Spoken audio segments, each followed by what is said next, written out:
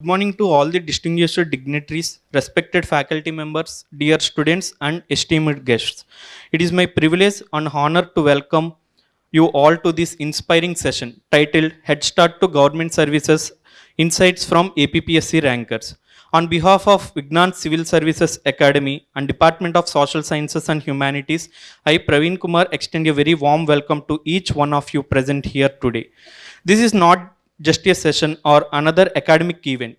It is just a platform of transformation where experience meet aspirations and where successful candidates share their journey to guide future achievers. Today, we are fortunate to have with us distinguished officers who have successfully navigated the competitive landscape of APPSC Group 2 services and are here to share practical insights, strategies, and real life experience. And as a coordinator of civil services, I take immense pride in initiating this session and welcoming our esteemed gathering. We believe that exposure to real achievers bridge the gap between preparation and success.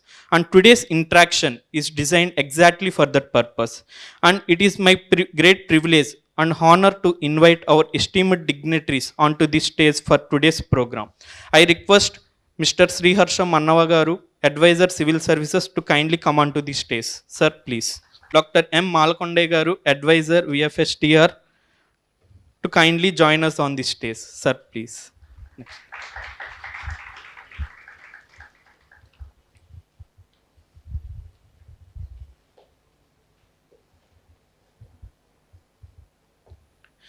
I respectfully invite our Honorable Chairman, Dr. Lau Rattay Garu, to kindly grace this stage.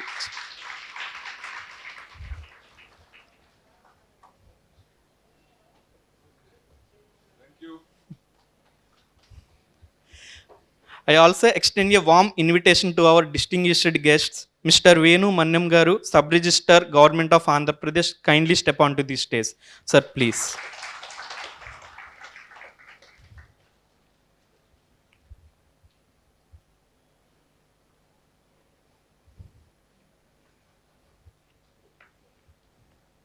Next, I invite Ms. Riddicharla Chandana Garu, Sub-Register, Government of Andhra Pradesh, to kindly step onto the stage. Ma'am, please.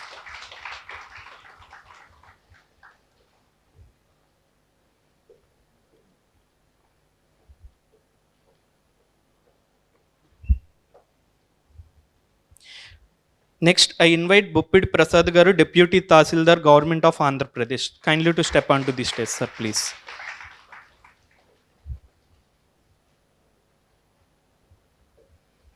Next, I kindly invite Mr. Govardhan Reddy Garu, Sub-Register, Government of Andhra Pradesh, sir, kindly step onto the stage, sir, please.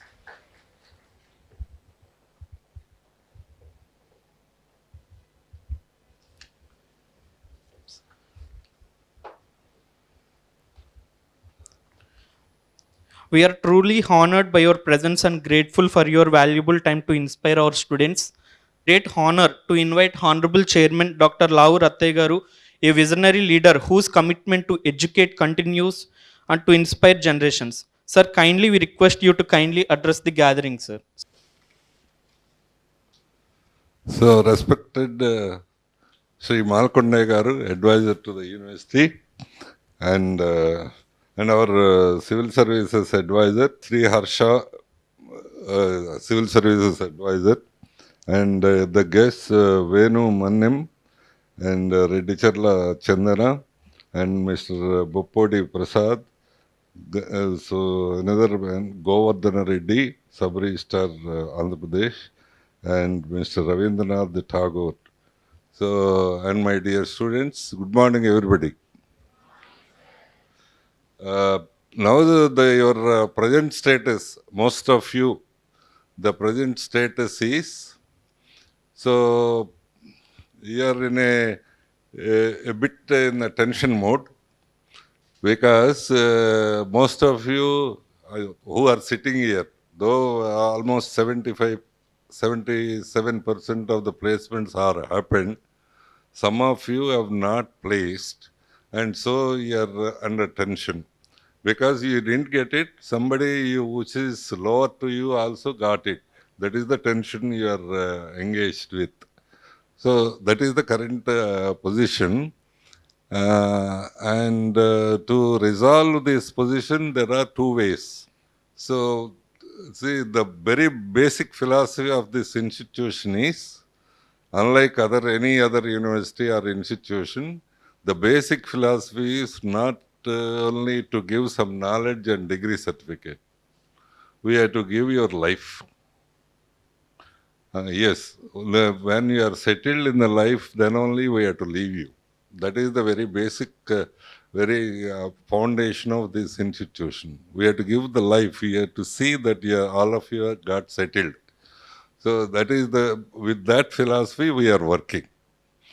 And there are two options for you. One option is, so you try for other 1 or 2 months. That is very much there. Some companies are lined up. That is one option. The second option is, so even if you don't get it for different reasons, don't get disappointed. We are very much here to support you. Join the postgrad course, MTech course, so that you'll be given some stipend also. You'll be given a PG certificate. You'll be definitely given a job, uh, yes, as an assistant professor by the completion of the course, either on this campus or, I mean, there is a big demand for engineering teachers in the state as well as in the entire country. Big demand. There is a lot of shortage is there for engineering professors and, I mean, assistant professors and all that. So don't get disappointed once, I mean, you try your best to get some placement.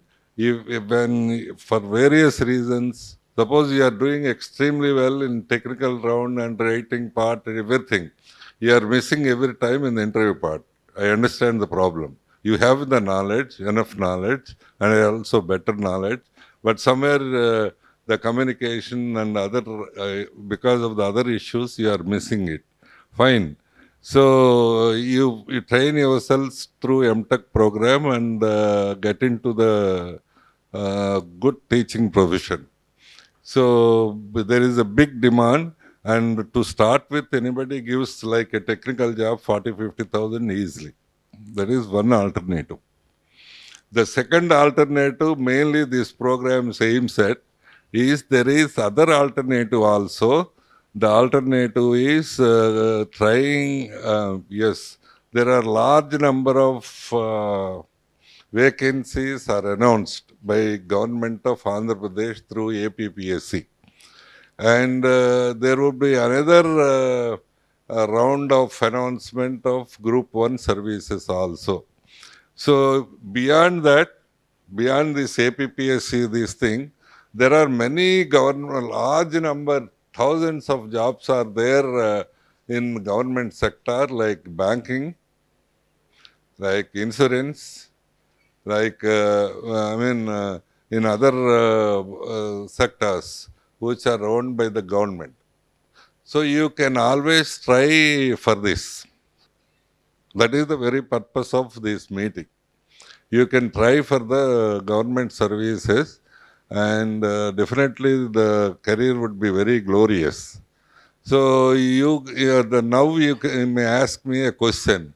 Sir, all through we have prepared for engineering technical courses for technical jobs. For your information, all these people are from engineering background. Yes. Nobody is there from arts background. Nobody is there from English background. All of them are technical background. One boy is from agriculture background. That's it. That is also a technical course almost. So there is no limitation or no hurdle when a technical man cannot do this. I mean, try for this public sector jobs. Okay. The preparation for all these things, either APPS exams or the bank jobs or insurance jobs or other jobs, government, the preparation is almost the same. Almost. It matches to the extent of 80%. Only specific thing for banking, you have to write arithmetic paper that you are very much being with mathematics background, you can always do it in a better form. But the general studies, everything is same for all the courses, all the jobs. Okay. So that is, I mean, you can start it and we'll support you in a big way. And I mean, even after this course also, even after the program also, we'll support you in a big way. Then what is the difference between the technical jobs? All through your mindset is for technical jobs. Yes. So, what is the difference between these government sector jobs and technical jobs? Technical jobs, especially IT jobs, okay, it appears to be very attractive. You can work in an air-conditioned environment. You can be in a hi-fi lifestyle and all that. But if you analyze that those jobs, it is very risky in many ways. The one risk is, so every year you have to take the test. If you are not qualified, you are out of the place. Suppose many students are selected for Accenture. Many students are selected for Cognizant. So those companies, they test you every year. If you are not up to the mark, if you are not able to update yourselves, you are out of the field. Even TCS also removed 12,000 people. Amazon removed more than 30,000 people.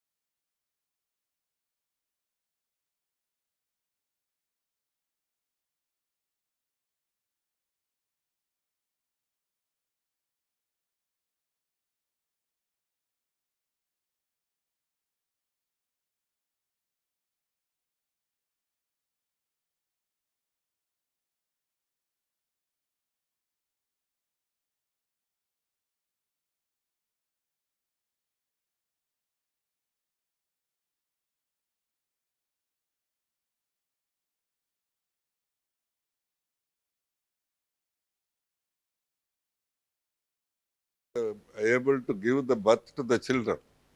That is the problem. It should not be there in a terrestrial country like India.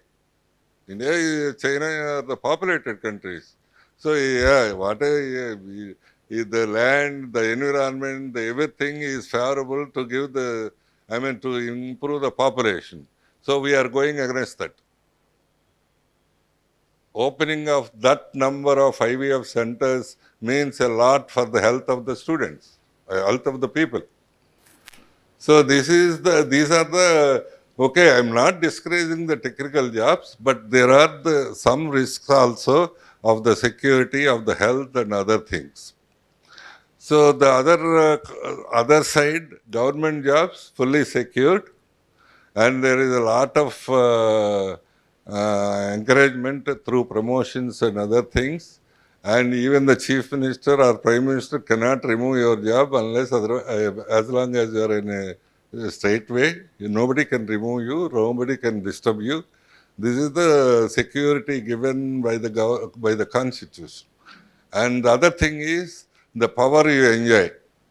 It is very, very big. Though you are in a small position, suppose, yeah, these people are, most of them are sub-registrar position. I got lot of property, I got lot of institutions, I got lots of things. Even then, I have to go to the sub-registrar office, sitting before them for registration. They don't come to me, though I am big. The office cannot come to me.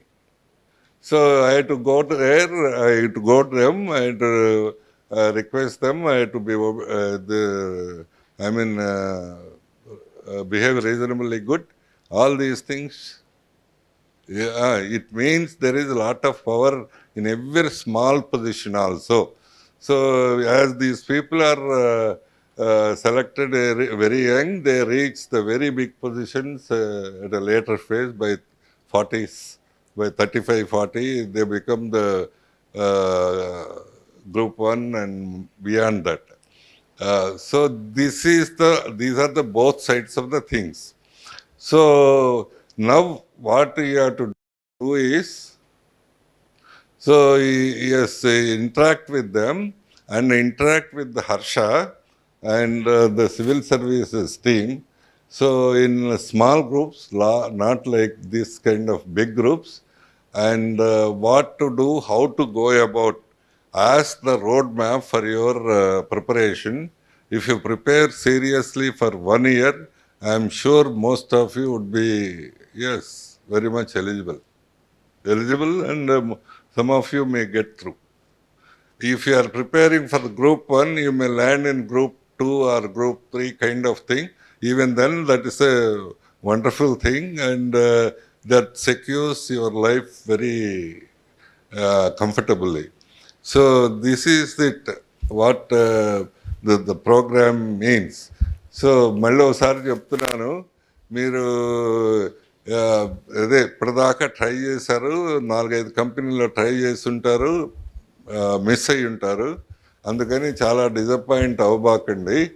So మేము ఉన్నాము, so to support you till you settle down. మీరు బాగా కంఫర్టబుల్గా లైఫ్లో settle అయ్యేంత వరకు చూడటానికి డెఫినెట్గా మేము చేయగలిగినంత హెల్ప్ ఇక్కడ చేస్తాము ఇన్స్టిట్యూషన్ తరఫు నుంచి. అదే basic philosophy of the institution, ఎంత పెద్ద యూనివర్సిటీ అయినా, స్టాన్ఫర్డ్ అయినా, హార్వర్డ్ అయినా, ఇక్కడ యూనివర్సిటీ అయినా, ఏదైనా వాళ్ళు ఏమనుకుంటారంటే యూనివర్సిటీ పని నాలెడ్జ్ ఇవ్వటము, సర్టిఫికెట్ ఇవ్వటం అని అనుకుంటారు. కానీ ఇక్కడ మాత్రం ఆ రెండింటితో సరిపోదు, వాళ్ళకి లైఫ్ ఇవ్వాలి, వాళ్ళ లైఫ్లో సెటిల్ అయ్యేటట్టు చేయాలి. అది మెయిన్ ఉద్దేశం. అందుకని మీకు 2 ఆప్షన్స్. ఒకటేమో మీరు ట్రై చేయండి, ఈ 2-3 నెలలు కూడా ట్రై చేసి, సీరియస్గా ట్రై చేసి, okay, if you get it okay, and otherwise join the post graduation here it self. నేను ఇప్పుడు మీకు ఏమవుతుందంటే, ప్రాబ్లం ఏమవుతుందంటే, ఎస్పెషల్లీ రూరల్ ఏరియా పిల్లలు, అగ్రికల్చర్ ఫ్యామిలీస్ వచ్చిన పిల్లలు, మీరు మొత్తం మీ మీద డిపెండ్ అయి ఉంటారు. వాళ్ళు మీకు ఏదో ఉద్యోగం వస్తే ఫ్యామిలీ అంతా సెటిల్ అవుతుందని, మీరు ఉద్యోగం లేకుండా ఇంటికి వెళ్తే వాళ్ళకి చాలా బర్డెన్గా అవుతారు. రెండోది, మీరు ఏదైనా సినిమాకి వెళ్ళాలన్నా వాళ్ళని డబ్బులు అడగాల్సి వస్తుంది, ఏదైనా మంచి ఫుడ్ తినాలన్నా వాళ్ళు డబ్బులు అడగాల్సి వస్తుంది. చాలా ఎంబరాసింగ్ సిచ్యువేషన్ అది, చాలా ఎంబరాసింగ్ సిచ్యువేషన్. చాలా కష్టంగా ఉంటుంది మీకు అడగటము, ఇదంతా అదంతా బ్యాడ్ సినారియో ఇదంతా లేకుండా మీరు అయిపోయిన వెంటనే ఇక్కడికి వచ్చి మీరు ఎంటెక్లో అది చేరండి. చేరితే మీకు కొద్దిగా స్టైఫండ్ అది ఇచ్చి మీ అంతటా మీరు బతకటానికి, అదంతా ఎవరిని ఎంబ్రాస్ చేయకుండా ఉండటానికి వీల్ సపోర్ట్ యూ. దాంతోపాటు మీకు వర్క్ కల్చరు, టీచింగ్ అసిస్టెంట్గా అదంతా చేయిస్తారు. దాంతో మీకు ఆ టీచింగ్ స్కిల్స్ అన్నీ కూడా డెవలప్ అవుతాయి. సో డెవలప్ అయినప్పుడు ఈ ఎంటెక్ కోర్స్తో, ఆ బేసిక్స్ టీచింగ్ స్కిల్స్తో మీరు బయటకు వెళ్తే ఇక్కడే వస్తాయి జాబ్స్. మన university is an expansion mode, చాలా ఎక్స్పాన్షన్ మోడ్లో ఉంది. కాబట్టి ఇక్కడే చాలామంది అవసరము, ఇక్కడే ఉద్యోగాలు ఇస్తారు. ఒకవేళ ఏదన్నా రాకపోతే you can always go to the other college and get a job very easily. This is one part. గ్యారంటీగా అందరికీ ఉద్యోగం రావాలి, అందరూ సెటిల్ అవ్వాలి లైఫ్లో. ఎస్పెషల్లీ పేరెంట్స్ని ఎంబ్రాస్ చేసే పొజిషను ఉండకూడదు. So the second great option is, yes, మీరు ఈ ప్రోగ్రాం యొక్క ఉద్దేశము మీరు ఎప్పుడు పెద్దగా ఆలోచించరు. అంటే ఫస్ట్ ఇయర్, సెకండ్ ఇయర్లో చెప్పుంటారు, కానీ ఓకే మనం టెక్నికల్ కోర్సులో చేరాము కాబట్టి దీంట్లో పర్సూ చేద్దాము, మన సీనియర్స్ ఇట్లా పర్సూ చేశారు అని చేస్తూ ఉంటారు. కానీ ఇప్పుడు this is the time to think in a big way also. So చాలా వేకెన్సీస్ అనౌన్స్మెంట్ చేశారు ఆంధ్రప్రదేశ్ గవర్నమెంట్ వాళ్ళు. ఇది కాకుండా పబ్లిక్ సెక్టార్ ఈ మామూలుగా ఈ Navratna companies, banks and insurance companies థౌజండ్స్లో ఉద్యోగాలు ఉన్నాయి. బ్యాంకింగ్లోనే నాకు తెలిసి 60,000 70,000 ఉద్యోగాలు ఉన్నాయి. Equal to IT jobs, almost equal to IT jobs ఉన్నాయి. ఓన్లీ థింగ్ మీరు దాన్ని ఫోకస్డ్గా ప్రిపేర్ అవ్వాలి. అండ్ వీటన్నిటికీ గ్రూప్ 1, గ్రూప్ 2, గ్రూప్ 3, బ్యాంకింగ్కి, ఈ మిగతా పబ్లిక్ సెక్టార్ కంపెనీస్కి అన్నిటికీ ప్రిపరేషన్ ఆల్మోస్ట్ సిమిలర్గా ఉంటుంది. ఏంటి, జనరల్ నాలెడ్జి కంపల్సరీ ఉంటుంది అన్నిట్లోనూ. సో తర్వాత యాప్టిట్యూడ్ టెస్ట్ ఇవన్నీ ఉంటాయి, ఇంటర్వ్యూ స్కిల్స్ బేసిక్గా ఉంటాయి. So this is it. కొద్దిగా ఒక 10-20% specific to the bank, specific to the insurance అట్లా ఉంటాయి. That you can learn it in no time. And మీకున్న బేసిక్స్ అయితే సరిపోతాయి. ఓన్లీ థింగ్ మీరు అది ఫోకస్డ్గా బాగా ఏమైనా నాకు అవ్వాలి, ఎట్లయినా అవ్వాలి అనేది you have to have that. అది ఆ మైండ్లో ఆ ఫైర్ క్రియేట్ చేయాలి. అది అయితే కానీ ఏదో నేను చెప్తున్నానో లేకపోతే ఇక్కడ ఉన్న వాళ్ళు చెప్తున్నారని అట్లా అవ్వదు. మీకు ఆ మైండ్లో క్రియేట్ అవ్వాలి. We should get something which is there associated with some power. So అది మీకు కనుక అయితే ఆ మైండ్లో కనుక అది ఉంటే అది రోజు ఇమాజిన్ చేసుకొని if you work hard definitely it is very much possible to get into something. Yes, something. మీకు మామూలుగా ఇప్పుడే అక్కడ నా రూమ్లో అనుకుంటున్నాం, నార్మల్గా ఈ సెలక్షన్స్ ఏమవుతాయంటే ఈ it is always directly proportional to poverty. బాగా పూర్ స్టేటస్లో ఉండి డ్రాట్ కండిషన్స్లో ఉన్న ఏరియాస్లో నుంచి, పూర్ ఫ్యామిలీ నుంచి అట్లాంటి వాళ్ళకి సెలక్షన్స్ ఎక్కువ అవుతూ ఉంటాయి. ఎందుకంటే there is a lot of fire in them. So నాకు ఎట్లాగట్లా లైఫ్లో సెటిల్ అవ్వాలి, ఎట్లాగట్లా అవ్వాలి, ఏదో ఒక రకంగా అవ్వాలి. So I to prove it to the world అనేది ఆ ఫైర్, న్యాచురల్ ఫైర్ ఉంటుంది. So they do it. మీరు కూడా సగం మంది అట్లాంటి ఫ్యామిలీ నుంచి 4 ఎకరాలు 5 ఎకరాలు అట్లా ఉన్నాళ్ళు, అగ్రికల్చర్ వేరే చిన్న బిజినెస్ చేసుకున్నాడు, అట్లాంటి బ్యాక్గ్రౌండ్సే ఉండుంటాయి. Only thing you have to understand the family situation and create some fire in you. So this is it. అట్లానే మామూలుగా రిచ్ పీపుల్ అంటే reasonably middle class, above middle class వాళ్ళు కూడా మీకు డబ్బు ఉండొచ్చు, అదంతా ఉండొచ్చు, కానీ మీకంటూ మీకు ఐడెంటిటీ ఉండాలంటే you should have some position. మీ నాన్న వాళ్ళకి డబ్బులు ఉంటాయి, మీ నాన్న వాళ్ళకి చాలా కంఫర్ట్స్ ఉంటాయి, మీకేమొస్తుంది? మీకంటూ by your name you should have some identity in the society. You should have some recognition in the society. Identity and recognition are the most important things for human being. నార్మల్గా ఏం జరుగుతుంది human లైఫ్లో? So ముందు basic things కోసం try చేస్తారు, food, shelter ఉండాలని. తర్వాత next లెవెల్లో కంఫర్ట్స్ కోసం ట్రై చేస్తారు, నాకు ఎయిర్ కండిషన్ ఉండాలి, ఒక కారు ఉండాలి, అట్లా ఇవన్నీ అయినాయి. తర్వాత నెక్స్ట్ లెవెల్లో ఏం ట్రై చేస్తారు? అవును, నెక్స్ట్ లెవెల్లో it is for the recognition, for the identity. I must be recognised as a good fellow. I must be recognized as a successful fellow. I must be recognized as the most intelligent fellow. I must be recognized as a kind-hearted. ఇది recognition కోసం try చేస్తారు. Human being temper అది. ఆ identity, ఆ recognition ఇవన్నీ ఉండాలి అంటే even for the rich people also. So don't be satisfied with your comfort or with your money and all that. You should have some identity in the society. మీ నాన్నతో నువ్వు గుర్తుపట్టకూడదు, నీతో నువ్వు గుర్తుపట్టాలి. సో అది అందుకని you should develop some fire in you. Then it will definitely land in a very very recognised position. చాలా మంచి పొజిషన్లోకి దారితీస్తుంది. ఇవన్నీ ట్రై చేసి లెట్ అస్ సే ఇవన్నీ ట్రై చేసి నేను గ్రూప్ 1 ప్రిపేర్ అయ్యాను, బాగా ప్రిపేర్ అయ్యాను, చాలా సబ్జెక్ట్స్ చదివాను, చాలా చదివాను. ఇవన్నీ ట్రై చేశారు, కానీ ఫర్ వేరియస్ రీజన్స్ మిస్ అయ్యారు అనుకుందాం. Even then you are a better human being,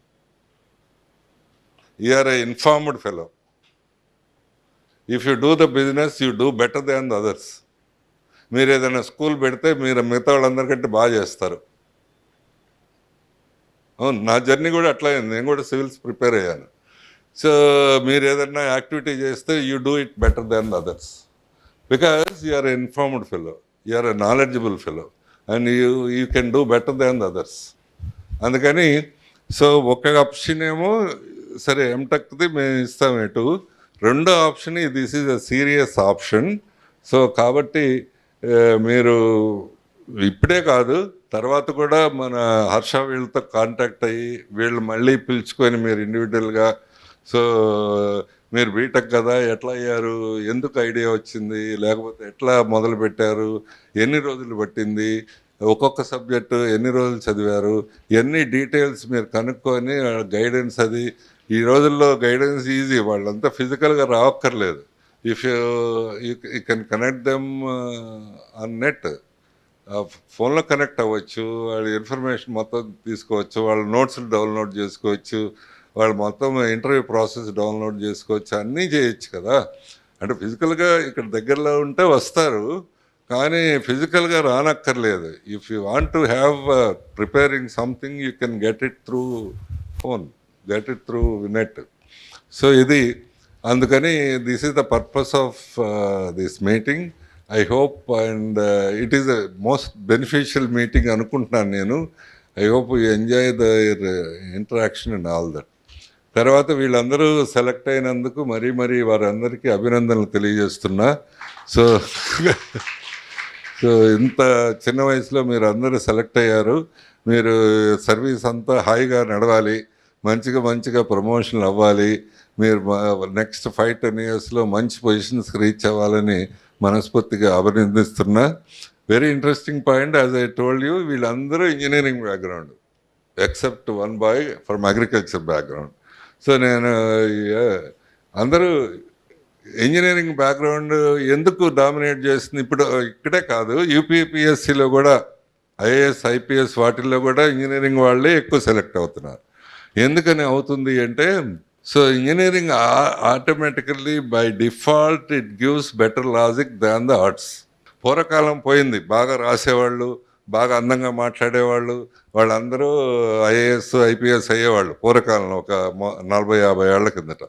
బాగా అందంగా రాసేవాళ్ళు, లిటరేచర్ బ్యాక్గ్రౌండ్ ఉన్నవాళ్ళు, బాగా బ్రహ్మాండంగా మాట్లాడేవాళ్ళు, వాళ్ళందరూ బాగా సెలెక్ట్ అయ్యేవాళ్ళు. కానీ ఇప్పుడు ఎవరు సెలెక్ట్ అవ్వాలి అంటే, నిజంగా కూడా ఎవడైతే బెటర్ లాజిక్ ఉంటుందో, ఎవడైతే పీపుల్కి ఉపయోగపడతాడో, ఎవడైతే మంచి యాటిట్యూడ్ ఉంటుందో వాళ్ళు సెలెక్ట్ అవ్వాలి, వాళ్ళే అవుతున్నారు. బెటర్ లాజిక్ న్యాచురల్గా ఆర్ట్స్ ఇవన్నీ చదివిన వాళ్ళు అంటే వాళ్ళకి లేదని కాదు, వాళ్ళకంటే by default engineering mathematics background ఉన్న వాళ్ళకి బెటర్గా ఉంటుంది. అందుకని దే గాట్ సెలెక్టెడ్. సో సివిల్స్లో కూడా అంతే, 30-40% ఇంజనీరింగ్ బ్యాక్గ్రౌండ్ వాళ్ళే సెలెక్ట్ అవుతున్నారు. అందుకని there is a big scope for all of you to try for directly civils or Group 1, Group 2, Group 3 kind of thing, and also the government jobs. So I wish you all the best and good luck. Take it very seriously, listen to them carefully from the beginning to the last word, and it will give a great benefit and also some direction to your career. So that is the very purpose of it. Once again, Vignan Institution tarafuna వీళ్ళందరికీ మీ తరఫున నా తరఫున అందరికీ శుభాకాంక్షలు అభినందనలు తెలియజేస్తున్నా. నమస్కారం.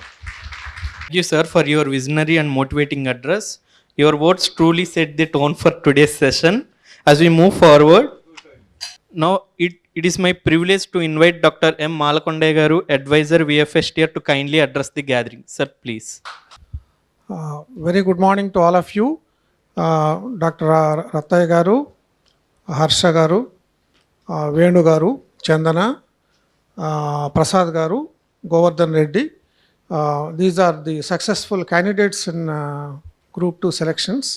they have agreed to come and address you. For all these, because Rathay garu cheppinatluga, it is not 30-40%, sir. It is more than 60%. Engineering graduates getting selected for civils. This is another opportunity. Apart from your technical jobs, civils is also another opportunity, and you should exploit that opportunity. And there is a facility created in this institution, and you should make use of the facility. Interactions like this would definitely help in creating awareness and in building up some sort of confidence in you to try for these exams. Even if you don't get selected for civils, but the act of preparation gives lot of confidence, and it opens another horizon. So it's a very good step that the university has taken to impart to you to compete in civils. And it requires definitely some sort of preparation because it's a competitive examination. Therefore, you need to compete. For that, you need to prepare well. And there are many good opportunities, not only in Government of Andhra Pradesh, but also in Government of India. Huge number of jobs are being published notified every year regularly. So you should, and then recently, the Government of Andhra Pradesh has released the job calendar, and I hope you are given one sheet to all of them. There are a number of opportunities are there, and you should make use of the opportunity that is available. Since it is a competitive examination, you need to have good preparation. For that, this university would try to give all the inputs to you and make use of the facility that is available here with the help of Humanities and Social Sciences Department and also Harsha and others. So I once again thank Harsha and Praveen for organizing this meeting. Thank you once again. Next, I invite Mr. Sriharsha Mannava, Advisor Civil Services, to share his insights of the program. Sir, please. Good morning, everybody. To Malkonda sir, Venu, Chandana, Prasad, Govardhan. We're very happy they could all make it here. And I think, like Rathay garu cheppinattu, the context is very clear. We hope that you get to interact with them, learn from their experiences, especially in terms of career planning. Most of you joined a technical course, and the natural aim is to get into a private job, a technology job, core or IT, whichever opportunity opens up. But along with that, our intention here is to also give you some awareness on the career in government service, especially for those who are from this region. You are very close to the headquarters of Andhra Pradesh, and there are many jobs which are being notified every year, which enable you to stay very close to your hometown and go to office every day and come back. And government jobs have some unique features, and we wanted to put those unique aspects of a government service so that you can make an informed decision. Primarily in government, in my career here in training candidates, we used to explain the government job in one sentence. It is very difficult to get in, but once you get in, it is very difficult to get out also. So it's very difficult to get the job, no doubt, compared to, let's say, a private job. But once you get the job, you cannot be removed. So you must be extraordinarily bad for them to remove you, which is rarely the case. So it provides lot of security, job security, and recognition, whichever position you are. Generally, whenever we talk about government jobs, most of the popular imagination, అందరి దృష్టిలో ఉండేది ఏంటి అంటే, that is IAS, IPS, UPSC. But they are very good, no doubt, excellent career paths, but every year you only have like 1000 vacancies, and along with it is very, very highly competitive, so it takes lot of time. But along with UPSC, IAS, IPS kind of jobs, there are other opportunities in the government, and they are good. They are equally good in some ways, and sometimes they may have benefits. For example, if you get into IAS, you can be allotted to any cadre across the country.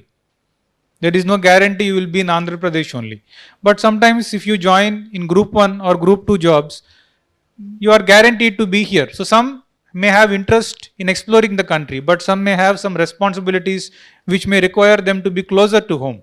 So we want to give you overview and put before you the amount of opportunities that exist in the government sector in UPSC as well as in the state government also. And recently, Andhra Pradesh government released job calendar, Ugadi. If some of you are following news, Ugadi Rojuna, they declared job calendar and they said they are going to recruit 10,000 people. To give you a comparison, UPSC selects only 1,000 people through civil service exam. But government of Andhra Pradesh, through different examinations, they are planning to select around 10,000 candidates. And I hope all of you got the handout, a printed copy of the job calendar. And ఇందులో కూడా జనరల్గా civil service group 1, group 2 these jobs have high competition because anybody can write. A person with IIT degree, engineering degree, or a person with BA in Open University, anybody can write. But there are some jobs which require specialization. Let's say you have to have BTech in chemical engineering, BTech in civil engineering. Some jobs require PG. There is one job called Assistant Statistical Officer where you require a degree in maths or computer science. Some jobs require a degree in chemistry and so on. So for these jobs, the competition is not as high and some of them are equally good as group 1 or group 2 jobs. There is a job in, let's say, survey department. These people measure the lands and prepare the land records. The position of AD survey is a district level post. It's a group 1 level post. But anybody cannot apply for AD survey. AD is assistant director. You have to have degree in civil engineering or related fields. So we want to put these options before you so that you can choose wisely. And like I said, government job takes some planning. You have to plan your preparation well. You have to ensure sometimes it's a high risk, high reward path. Sometimes result may take time.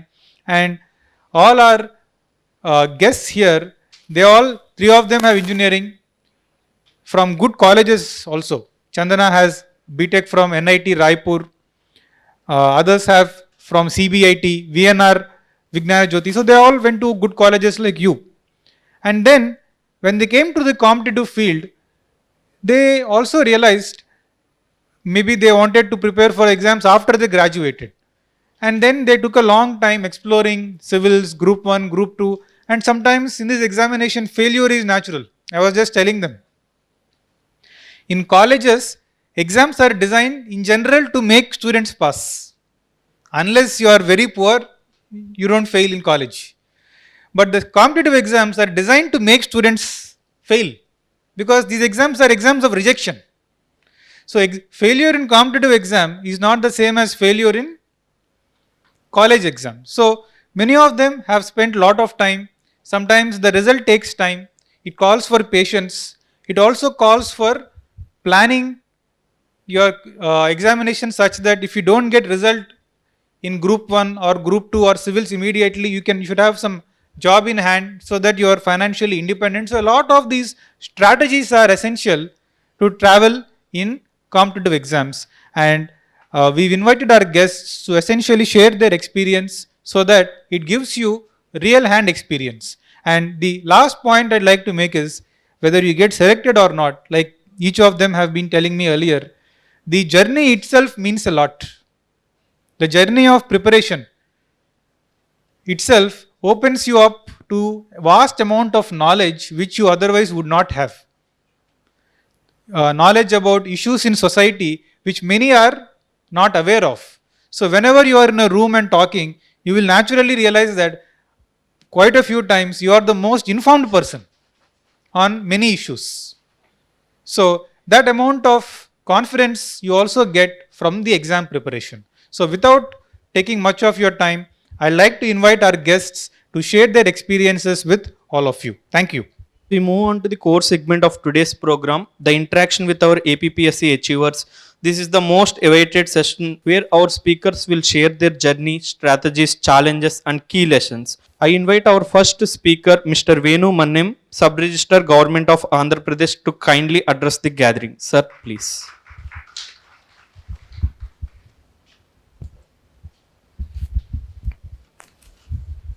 Hi everyone. యాక్చువల్గా Harsha sir ఈ programme conduct చేసేటప్పుడు ఒక mutual friend ద్వారా మాకు interact అయ్యాడు sir. అంటే like ఇట్లా course design చేస్తున్నాము, మీరంతా వస్తే బాగుంటుందని చెప్పేసి.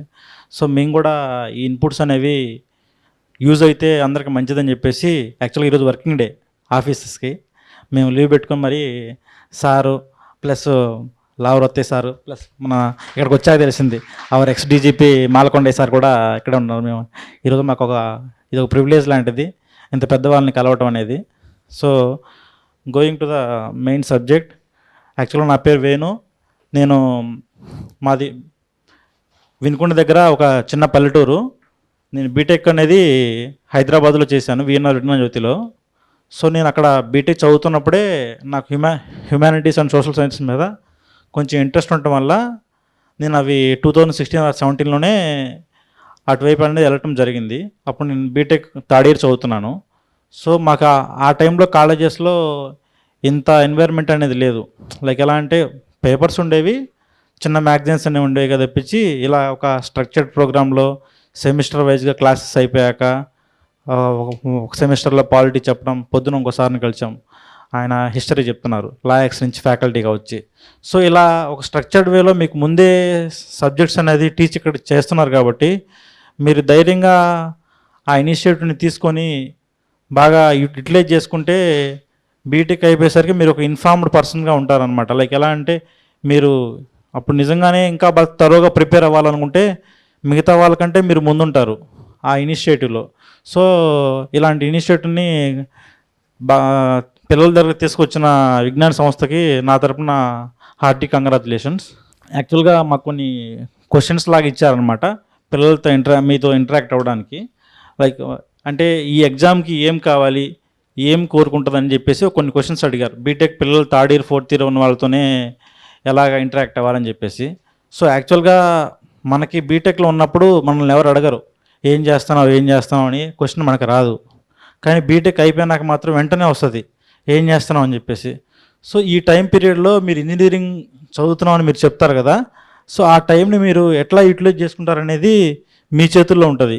సో ఎవరైనా సరే టెక్నికల్ బ్యాక్గ్రౌండ్ కావచ్చు, వెళ్తే గేట్ సైడ్ అయినా లేకపోతే ఏపీఎస్సి ఆర్ యూపీఎస్సి గ్రూప్ 1 అంటే ఎయిమ్ ఫర్ ద హై పెద్దవే పెట్టుకోండి.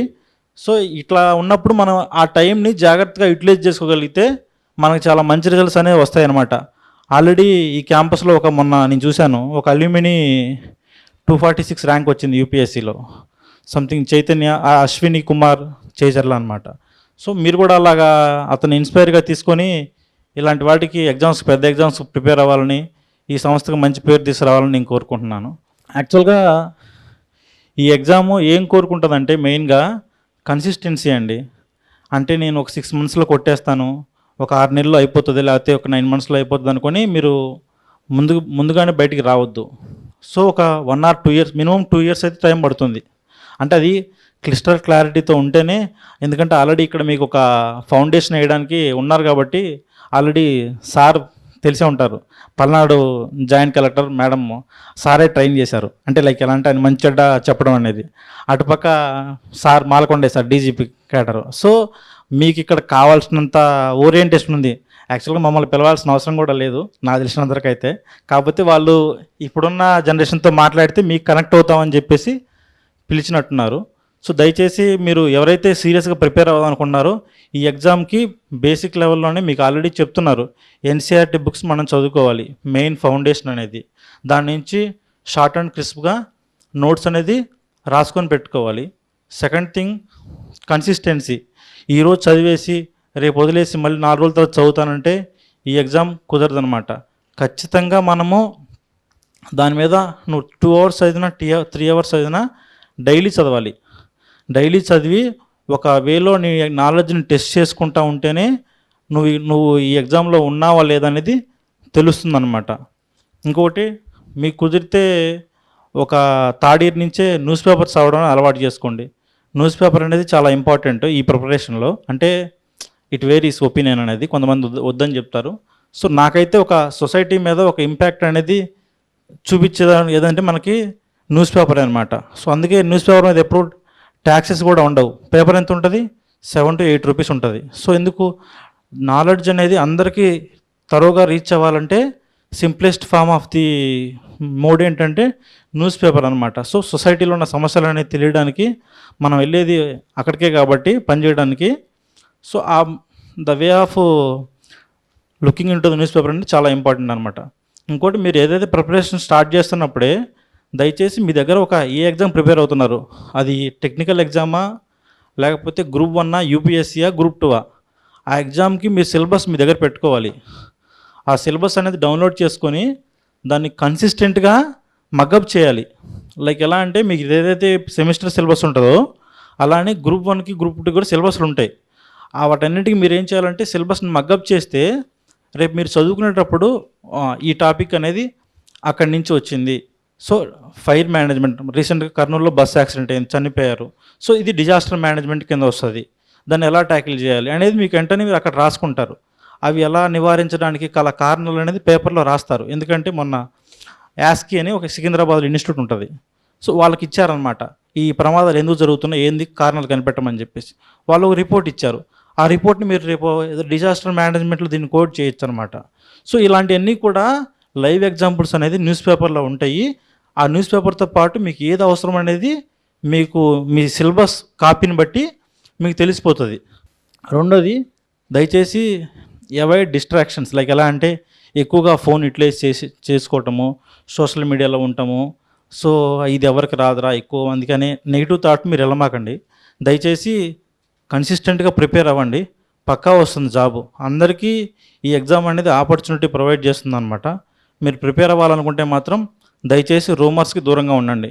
మీరు చేయాల్సిందల్లా ఎగ్జామ్కి ప్రిపేర్ అవ్వటం మాత్రమే. అది వాయిదాలు పడతాయా, లేకపోతే రోస్టర్ మిస్టేక్స్ ఉన్నాయా, లేకపోతే ఇంకో తప్పులు ఉన్నాయా, కీ మిస్టేక్స్ ఉన్నాయని మీకు అనవసరం. మీరు చేయాల్సిందల్లా ఎగ్జామ్ చదువుకోవటం మాత్రమే. కోర్టులో మీరు ఫైట్ చేయలేరు, బోర్డుకి మీరు వెళ్ళలేరు. మనం కామన్ మ్యాన్, మన పని ఏంటి? చదువుకోవటం మాత్రమే మన మెయిన్ ఎయిమ్.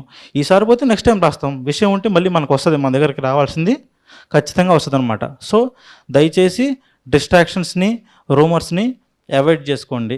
ప్రిపరేషన్లో మోటివేషన్ అనేది 4 రోజులే ఉంటుంది, డిసిప్లిన్ అనేది పర్మనెంట్ అనమాట. సో మీకు దయచేసి ఈరోజు సివిల్స్ ర్యాంకర్స్ పేపర్లో పడతాయి, రేపు మనం 2 days అసలు విపరీతమైన బుక్స్ తీసి చదువుతూ ఉంటాం. కానీ అది ఎవ్రీ ఇయర్ మనం ఇయర్ మొత్తం కంటిన్యూ చేయాలంటే అది అయ్యేది కాదు. అందుకే డిసిప్లిన్ అనేది మనకు చాలా ఇంపార్టెంట్. రోజుకి 3-4 hours చదివినా అది కనెక్టివ్గా ఉండాలి, కన్సిస్టెంట్గా ఉంటే ఖచ్చితంగా మీకు జాబ్ అనేది వస్తుందన్నమాట. ఇంకోటి, మమ్మల్ని పిలవడానికి ఇందాక అందరూ స్ట్రెస్ చేసిందంటే బీటెక్ ఓరియంటేషన్ మీరు కూడా కాబట్టి మీ స్ట్రాటజీస్ మాది కొంచెం మైండ్ సెట్ కలుస్తుంది కాబట్టి ఇక్కడికి మేము వచ్చి ఇంటరాక్ట్ అవుతే మీకు కొంచెం ఇన్ఫర్మేటివ్గా ప్రొవైడ్ చేసినట్టు ఉంటుంది కాబట్టి పిలిచారనమాట. ఇంకోటి ఏంటంటే మనం ఈ 3rd year 4th year టైంలో ఏమేమి స్కిల్స్ అనేది ఇంకల్కేట్ చేసుకోవాలి. లైక్ ఈ ఎగ్జామ్ క్రాక్ చేయాలంటే ఏమేమి స్కిల్స్ ఉన్నాయి. ఒకటి ఆల్రెడీ చెప్పాను, పేపర్ రీడింగ్ అనేది మనకు మెయిన్ ఉండాలి. రెండోది, కుదిరితే మీకు ఏదైనా తెలిసిందని రాయండి, పేపర్ మీద పెట్టండి. అది మీరు తప్పు రాసినా రైట్ రాసినా పేపర్ మీద పెడితే 2 yearsలో మనకు తెలియకుండా మనకే ఇన్ఫర్మేషన్ అనేది గ్యాదర్ అవుతుంది. మైండ్లో ఏమవుతుందంటే మనం ఏదైతే రాస్తున్నామో ఆ మ్యాటర్ అనేది కొన్నాళ్ళు గుర్తుంటుంది అనమాట. ఎందుకంటే హ్యాండ్ అండ్ ఐ కోఆర్డినేషన్ అనేది బ్రెయిన్కి బాగా గుర్తుపెట్టుకుంటుంది. సో దయచేసి మీరు ఏదైతే ఇన్ఫర్మేషన్ అది చిన్నగా చదవచ్చు. ఈరోజు నేను రీసెంట్గా ఆర్టిమిస్ మిషన్ వచ్చింది, లైక్ యూఎస్లో వాళ్ళు వెళ్ళొచ్చారు, మూన్ దాకా వెళ్ళొచ్చారు. సో దానికి సంబంధించిన ఇన్ఫర్మేషన్ మీకు తెలిసిందే రాయండి. అవతలోడు నవ్వుకుంటాడనో వీళ్ళ ఏమనుకుంటారో మనకు అనవసరం. ఎగ్జామ్లో లాస్ట్కి రాయాల్సింది నువ్వే, అవతలోడు వచ్చేం రాయడు. సో దయచేసి మీరు ఆ 3rd year 4th year నుంచే రైటింగ్ ఎస్ఐస్ అనేది అలవాటు చేసుకోండి, గ్రూప్ 1 యూపీఎస్సీ రాయాలంటే. సో మాకు ఎంత ఇన్ఫర్మేషన్ ఉన్నా కానీ మేము కొంచెం సక్సెస్ అవ్వకపోవడానికి కారణం ఏంటంటే ప్రజెంటేషన్ స్కిల్స్. ఆ ప్రజెంటేషన్ స్కిల్స్ అనేది మీరు ఖాళీగా అంటే నేను ఖాళీ అని అనకూడదు, లైక్ మీరు బీటెక్ 3rd year 4th yearలో మీకు కొంచెం టైం దొరుకుతుంది. ఆ టైంని జాగ్రత్తగా యూటిలైజ్ చేసుకొని న్యూస్ పేపరు, అనాలిసిస్ స్కిల్స్, దాంతోపాటు మీరు ఆన్సర్ రైటింగ్ స్కిల్స్ అనేది ఉంటే యూస్ఫుల్ అవుతుంది. ప్లస్ కొంచెం ఎవరైతే ఈ ఎగ్జామ్స్ రావాలనుకుంటున్నారో మీ క్యాంపస్లోనే కొంచెం ఇన్నోవేటివ్గా సోషల్ ఐడియాస్ ఉంటాయి కదా, ప్లాస్టిక్ని యూజ్ చేయొద్దు, లైక్ ఇలాంటి వాటి మీద ఫోకస్ చేసుకొని మన క్యాంపస్ని క్లీన్గా ఉంచుకోవాలి. క్లీన్ చేయడం అనేది ఓన్లీ బయట వాళ్ళ పనే, మంది కాదు.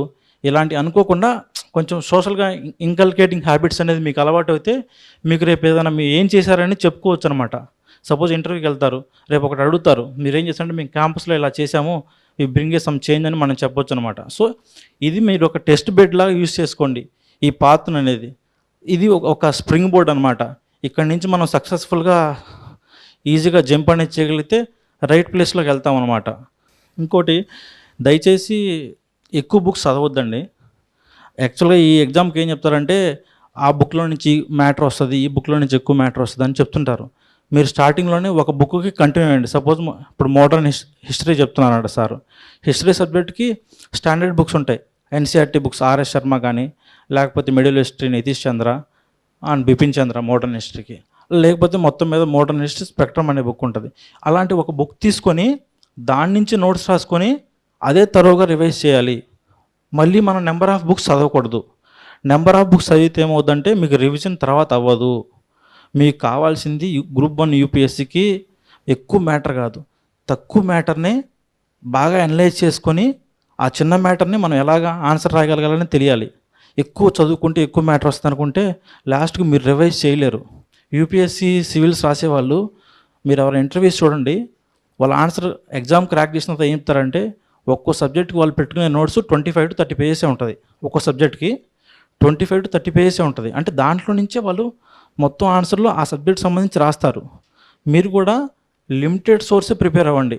ఆ బుక్ మీరు తీసుకున్నారంటే పాలిటిక్ లక్ష్మీకాంత్ కొనుక్కున్నారు అనుకోండి, ఆ లక్ష్మీకాంత్ బుక్కే మీ దగ్గర ఆల్మోస్ట్ 5 years 4 years ప్రిపరేషన్ చేస్తే అన్ని సంవత్సరాలు మీ దగ్గర ఉండాలి ఆ బుక్. ఏదైనా ఎక్స్ట్రా మ్యాటర్ వచ్చింది దాంట్లో రాసుకోండి, లోపల పేజెస్ పెట్టుకుని, కొత్తది కొనుక్కోవద్దు. ఇంకోటి, ఇంపార్టెన్స్ ఆఫ్ పీవైక్యూస్. ఈ ఎగ్జామ్ని మీకు ఫస్ట్లో నేనేం చెప్పాను, సిలబస్ డౌన్లోడ్ చేసుకోమని చెప్పాను. సిలబస్ డౌన్లోడ్తో పాటు ఇంకో నెక్స్ట్ చేయాల్సిన పని ఏంటంటే పీవైక్యూస్ డౌన్లోడ్ చేసుకోవటం. రెండోది, ఎందుకంటే ఎగ్జామ్ ప్యాటర్న్ ఎలా ఉంది, ఏం క్వశ్చన్స్ అడుగుతున్నారు, ఏమి ఇస్తున్నారు మీకు ఎక్కడ తెలుస్తుంది అంటే పీవైక్యూస్లో తెలుస్తుంది. సో లిమిటెడ్ సోర్సెస్, పీవైక్యూస్ చదువుకోవటము, కన్సిస్టెన్సీ, ఈ 3 అనేది ఈ ఎగ్జామ్కి చాలా important.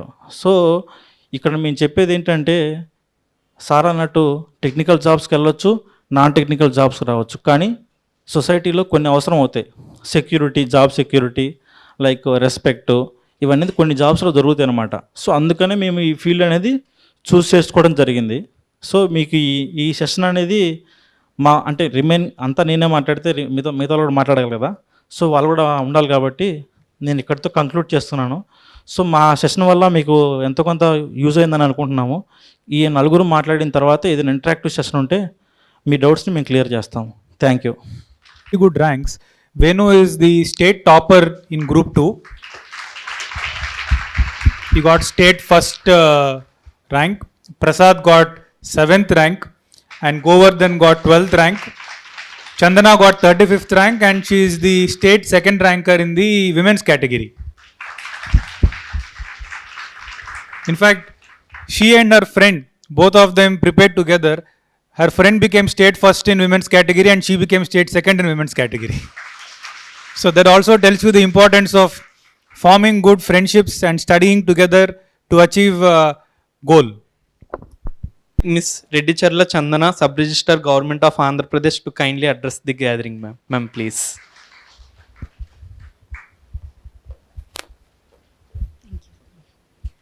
Hello everyone. First of all, I am very thankful to this institute for giving me this opportunity to give some insights to all of you. And I am very thankful to Harsha sir. Harsha sir was my mentor during my preparation. He consistently motivated me during my preparation and helped me with the practical tips how to get out of this preparation phase and be here. I am very thankful regarding that. Now I am going to introduce myself. I'm Chandana. I'm from Tadipatri of Anandpur district. I did my graduation in civil engineering from NIT Raipur. And now to come here, it's like only one person, like after lot of summation of a lot of failures, the results were very few. Like this result is giving me this much appreciation in my life, but I was the culmination of many wrong things I did in this process actually. And I am here to especially to encourage some of the girl students especially, because like if you don't plan well, like I have taken many years, more than half a decade to be here, but I don't want others to go through that process that much. So to ease their process, I want to give my inputs here. Actually, I have already worked as EPFO accounts officer also in Kadapa. Like what I understood is like during this preparation, we usually, at least some people tend to sail on 2 boats. I have sailed on multiple boats at the single time. So it took me long. So నేను ఏం చెప్పాలనుకుంటున్నానంటే, మీరు ఇప్పుడు UPSC ప్రిపరేషన్కి వచ్చారు, UPSC చెయ్యండి, like 2-3 years కన్సిస్టెంట్గా చెయ్యండి, అప్పుడు వచ్చిందంటే రిజల్ట్ వెల్ అండ్ గుడ్. అలా రాకుండా మీరు ఎండ్లెస్గా చేసుకుంటూ పోతున్నాము, దాని నుంచి రిజల్ట్స్ రాదు అంటే మనం మనల్ని ఫస్ట్ అండర్స్టాండ్ చేసుకోవాలనేది రియలైజ్ అవ్వాలన్నమాట. మన స్ట్రెంగ్స్ ఏంటి, మన వీక్నెస్ ఏంటి, మనం ఎక్కడ మంచి పర్ఫామ్ చేయగలుగుతున్నాం. మన స్ట్రెంగ్స్ ఉన్నవి మనకి ఒక లో హ్యాంగింగ్ ఫ్రూట్స్ లాగా అనమాట. అండ్ కొన్ని పోస్ట్ లో హ్యాంగింగ్ ఫ్రూట్స్ అవి చాలా నెంబర్ ఆఫ్ పోస్ట్ ఉంటాయి. అలాంటి పోస్ట్ని మనం క్యాప్చర్ చేసుకోవడానికి మనం ట్రై చేయాలి. ఫర్ ఎగ్జాంపుల్ నేను UPSC prelims consistently all 6 prelims clear చేశాను, బట్ మెయిన్స్ నేను క్లియర్ చేయలేకపోయాను. సో అలా కాకుండా నేను నా ఇనిషియల్ స్టేజెస్లోనే ఓకే నాకు మెయిన్స్ టైం పడుతుంది, నేను అలా చేయకుండా ఫస్ట్ నేను ఒక డీసెంట్ జాబ్ తెచ్చుకుందాము, నా స్ట్రెంత్ అయిన ఆబ్జెక్టివ్ అనమాట. అంటే ప్రిలిమ్స్ ఒక్కసారి క్లియర్ చేయడానికి ఇబ్బంది పడుతున్న డేస్లో నేను 6 క్లియర్ చేశానంటే నాకు ఎంతో కొంత అక్కడ స్ట్రెంత్ ఉందనే కదా అర్థము.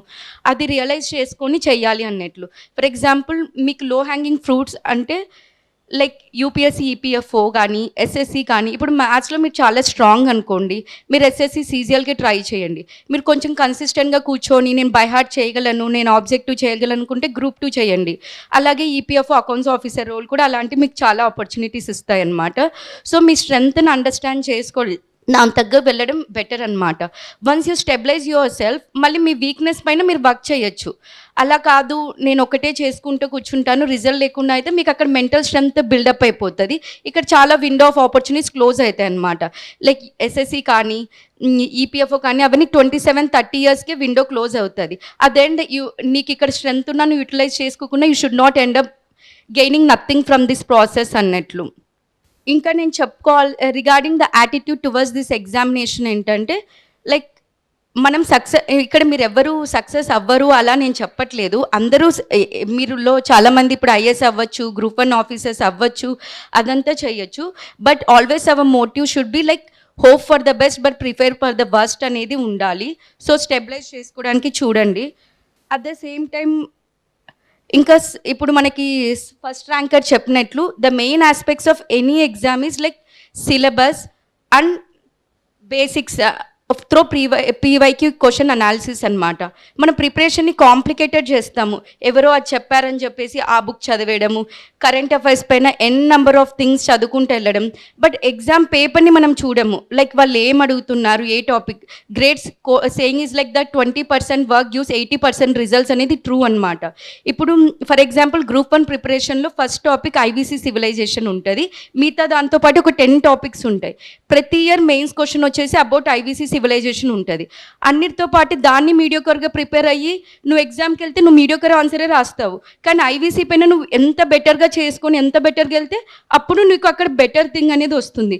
సో మనం అలాగా సిలబస్ని చూసుకొని పీవైక్యూస్ని అనాలిసిస్ చేసేసి ఎక్కడైతే నీకు క్వశ్చన్స్ వస్తున్నాయి అనేది అర్థం చేసుకో, దానికి ప్రిపేర్ అవ్వాలి అనేది నా సజెషన్. అండ్ నేను ఇప్పుడు ఏం చెప్తున్నానంటే ఇది మీరు ప్రిపేర్ అవ్వండి ఈ exams. At the same time don't make this preparation as an excuse to prepare for your academics అనమాట. మన అకాడమిక్స్లో మనం మంచిగా ఉండడం కూడా గుడ్ థింగే. సపోజ్ మీరు మంచి పాయింటర్ తెచ్చుకొని మంచిగా చేశారంటే it gives an impression that your and discipline student. Always what is your priority అనేది మీరు ఫోకస్ చేశారని ఫ్యూచర్లో కూడా ఇంటర్వ్యూలో రిఫ్లెక్ట్ అవుతుంది. So never take your academics as ఈ ప్రిపరేషన్లోకి వెళ్ళిపోతున్నామని అకాడమిక్స్ని సీరియస్గా తీసుకోకుండా ఉండడం అలా చెయ్యకండి. అండ్ మీకు ఏంటి గుడ్ ఆపర్చునిటీ అంటే అప్పుడు మనకి సెకండ్ ఇయర్లో ఏదో ఇలా గవర్నమెంట్ జాబ్ సాధించాలనేది తపన ఉంది, కానీ ఏం చేయాలి ఎలా చేయాలి అనేది ఏం తెలీదు. వన్స్ ప్రాసెస్లోకి దిగిన తర్వాత మనం సార్ట్అవుట్ చేసుకున్నాం. ఆ డీక్లటరింగ్ ప్రాసెస్కి చాలా టైం టేకింగ్ అయింది. ఇప్పుడు మీకు ఆల్రెడీ ఎక్స్పీరియన్స్ ఫ్యాకల్టీ ఇక్కడ ఉన్నారు కాబట్టి చెప్తున్నారు కాబట్టి అవి చేసుకోండి. అండ్ నేను ఇప్పుడు ఏమనుకుంటున్నాను అంటే లైక్ మీరు ఇప్పుడే 7-8 అవర్స్ చదివేయాలని కాదు, బట్ మీరు ఒక daily 2 to 3 hours 3 to 4 hours అలా రెగ్యులర్గా ప్రిపరేషన్ చేసుకుంటూ వచ్చారనుకోండి, మీకు అప్పుడు ఫైనల్గా మీరు ప్రిపరేషన్కి వెళ్ళక ముందు వేరే వాళ్ళకంటే మీకు ఈజీగా సబ్జెక్ట్స్ అండర్స్టాండ్ అవుతాయి. అండ్ ఏంటి ఇప్పుడు 2 to 3 అవర్స్ డిసిప్లైన్ వేనే, next 7 to 8 hours a day discipline వేకి మనకి ఒక బేసిస్ లాగా ఫౌండేషన్ అవుతుంది. మనం స్టార్ట్ చేయకుండా డైరెక్ట్ 7 to 8 అవర్స్ చదవడం మన బాడీ కూడా తీసుకోవాలి కదా. సో మీరు ఇప్పుడు అలాంటి టైంని యూటిలైజ్ చేసుకోవాలని నేను కోరుకుంటున్నాను. And the most important thing as always said like syllabus and basics అన్నమాట. ఇప్పుడు అలా అని నేను అర్థం అవుతున్నాను. అండ్ మీరు ఏదన్నా ఏ ప్రాసెస్ అయినా లేట్ అయినా ఏదైనా డీలే అయినా ఎక్కువ కృంగిపోకూడదు అనమాట. Almost like everything blessing in డిస్గైజ్గా తీసుకోండి. లైక్ మనకి ఇప్పుడు అర్థం కాకపోవచ్చు ఆ డాట్ అని. ఇప్పుడు సార్ చెప్పారు చాలామంది నర్వస్గా ఉన్నారు ఇది జాబ్ రాలేదని. మేబీ ఇప్పుడు జాబ్ తీసుకునే వాళ్ళకంటే మీరు 2-3 ఇయర్స్ కష్టపడి చదివేసి ఐఏఎస్ ర్యాంక్ కొట్టచ్చు, మనం చెప్పలేము. ఇప్పుడు జాబ్ తీసుకునే వాళ్ళకంటే అప్పుడు మీరు బెటర్ లెవెల్లో పర్సీవ్ అవ్వచ్చు. సో ఏది మనకి ఏమవుతుందని చెప్పలేము. ఏది జరిగినా బ్లెస్సింగ్ ఇన్ డిస్గైజ్ తీసుకోవాలి, కాంప్లికేట్ చేసుకోకూడదు. డీక్లటరింగ్ అనేది చాలా important to keep it simple. And other thing you can do now is like news paper reading అనమాట. అవేర్నెస్ పెంచుకుంటుంటే మనకి ఎప్పటికైనా బెటరే. ఇప్పుడు మెయిన్స్ ఆన్సర్స్ ఉంటాయి, ర్యాండమ్ క్వశ్చన్స్ వస్తూ ఉంటాయి అనమాట. మీ మైండ్ చదువుకుంటూ వెళ్ళింది అనుకోండి, అలాంటి ర్యాండమ్ బౌన్సర్స్ వచ్చినప్పుడు మీరు ఏదో ఒకటి రాయగలరు. ఎందుకంటే మీకు consistent knowledge over years develop అయి ఉంటాయి కాబట్టి మీరు ఆన్సర్ చేయగలరని నేను ఫీల్ అవుతున్నాను. సో అండ్ మీ కాలేజ్లో జరిగే యాక్టివిటీస్ని కూడా మీరు చేసుకోండి మీ ప్రిపరేషన్కి హెల్ప్ అయ్యేలాగా. ఫర్ ఎగ్జాంపుల్ మీ కాలేజ్లో డిబేట్స్ జరుగుతూ ఉండొచ్చు, లేకుంటే ఎస్సే రైటింగ్ చదువుతూ ఉండొచ్చు. ఒకవేళ మీరు ఇలాంటి జాబ్లోకి మీరు రావాలనుకుంటుంటే ఇక్కడ మీరు అవి ప్రిపేర్ అవుతూ అవి కూడా చేస్తూ ఉంటే అలాంటి హ్యాబిట్స్ కూడా మీకు డెవలప్ అవుతాయి. That would be helpful in the later stages of life. That's all I wanted to say now. And I finally end up with like anything is not zero sum game. ఎప్పుడో మనం చేసింది ఎక్కడో చోట buildup అవుతూ ఉంటుంది. So అలా తీసుకోండి. For example failures అంటే ఇది చిన్న నేవ్ ఎగ్జాంపుల్ కావచ్చు, బట్ నేను చెప్తున్నాను ఏంటంటే ఒకసారి నాకు Group 2 టెస్ట్ సిరీస్ రాస్తున్నప్పుడు చాలా తక్కువ మార్క్స్ వచ్చాయన్నమాట. ఐ వాజ్ లైక్ ఏంటి నేను ఇలాగ మంచిగా చేయలేకపోతున్నాను అని చెప్పేసి ఆ రోజు నేను చాలా సీరియస్గా తీసుకొని నా మిస్టేక్స్ అన్నీ వర్కౌట్ చేశాను. ఫైనల్ ఎగ్జామ్లో ఆ రోజు రాసిన టెస్ట్ సిరీస్ నుంచి 2 క్వశ్చన్స్ వచ్చాయి. ఒకవేళ ఆ రోజు నేను మంచిగా రిజల్ట్ వచ్చింటే నేను అంత సీరియస్గా స్టడీ చేయకపోయేదాన్నేమో. ఆ 1 మార్క్ ఇప్పుడు నాకు ఎస్ఆర్ నుంచి DT పోస్ట్ నుంచి డిస్టింగ్విష్ చేసిందనమాట. సో ఏదైనా మన ఫెయిల్యూర్ నుంచి మనం ఎక్కువ లర్న్ చేసుకుంటామనేది గుర్తుపెట్టుకోండి. And that's all. Don't drag your journey long, make it so simpler. That's it. Next, now I invite Buppidi Prasad, Deputy Tahsildar, Government of Andhra Pradesh, to kindly address the gathering. Sir, please. First of all my name is Prasad Boppudi. నేను 2017లో passed out అయ్యాను. నేను అసలుకి ఈ 50% ముందులో కాదు, నేను అంతా వెనక కాలేజ్ మొత్తం ఎప్పుడు వదిలేస్తే వెళ్ళిపోదామా లేకపోతే తలదించుకొని ఫోన్ చూసుకుని ఆ బ్యాచ్. కాకపోతే నా డెసిషన్స్ అన్నీ ఫస్ట్ నుంచి సిల్లీగా ఉండేవి. ఎట్లా అంటే నేను ఎందుకు డెసిషన్స్ గురించి చెప్తున్నా అంటే మీరు ఇప్పుడు డెసిషన్ మేకింగ్ స్టేజ్లో ఉన్నారు కాబట్టి మన డెసిషన్స్ ఎంత సిల్లీగా ఉంటాయో మన సక్సెస్ వచ్చినప్పుడు అవన్నీ ఈక్వల్ అయిపోతాయి, అవన్నీ చాలా గొప్పగా కనబడతాయి అవతల వాళ్ళకి. ఫర్ ఎగ్జాంపుల్ 10th క్లాస్ అయిపోయిన తర్వాత నేను MPC బ్రిడ్జ్ కోర్స్కి వెళ్ళాను. మీ అందరికీ ఐడియా ఉంటుంది MPC బ్రిడ్జ్ కోర్స్లో ఉండుంటే. దాని తర్వాత రిజల్ట్ వచ్చింది 10th క్లాస్. నేను సడన్గా నేను MPC కాదు బైపీసీ అన్నాను. ఎందుకురా అన్నాడు. నాకు మ్యాథ్స్ కన్నా సైన్స్లో ఒక మార్క్ ఎక్కువ వచ్చింది, సో నేను బైపీసీకి బెస్ట్ సెట్ అవుతారని నేను MPCకి నుంచి బైపీసీకి చేంజ్ చేసుకున్నాను. దాని తర్వాత బైపీసీ 2 years అయిపోతుంది. దాని తర్వాత అప్పుడు మేమున్నప్పుడు కంబైన్డ్ ఆంధ్రప్రదేశ్లో ఎంసెట్ జరిగేది. సో నేను అప్పుడు ఎంసెట్ రాశాను. నా ర్యాంక్ అరౌండ్ 7,000 ఎంత వచ్చింది. సో అప్పుడు 7,000కి ఓసీలో MBBS సీట్ రాదనమాట. సో మా ఫాదర్ అన్నారు సరే లాంగ్ టర్మ్కి వెళ్ళు, 1 year కదా ఏదో చూద్దాం అన్నారు. నాకేంటంటే నాకు ఫిజిక్స్ రాదు.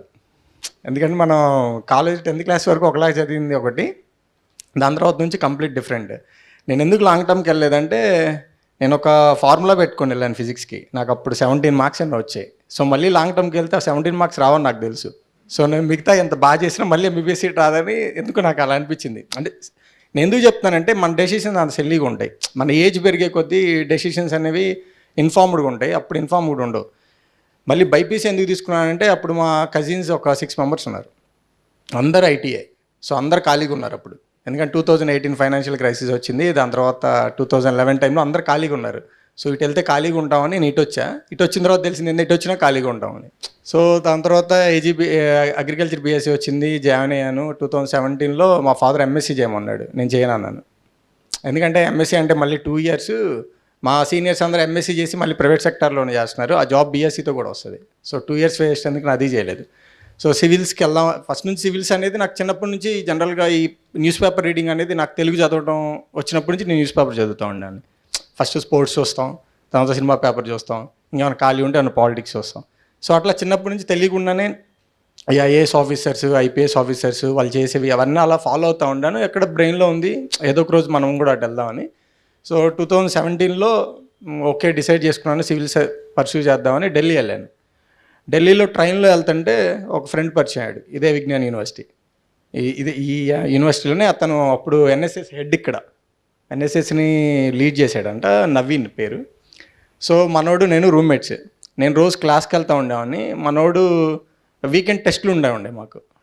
తను ఏం చేసామంటే తనకి ఐటీలో ఎంత స్కిల్ ఉందంటే నేను ఇన్స్టిట్యూట్కి వెళ్ళి టెస్ట్ రాస్తూ ఉండేవాడిని, తను నైట్ కూర్చొని ఆ ఇన్స్టిట్యూట్ టెస్ట్ సిరీస్ డౌన్లోడ్ చేసేవాడు, అట్లా హ్యాక్ చేసి. అంటే ఆ ఇన్స్టిట్యూట్కి అంత మామూలుగా ఉండవు కదా. సో చేసి నెక్స్ట్ రోజు నాకన్నా ఎక్కువ మార్కులు తెచ్చుకునేవాడు.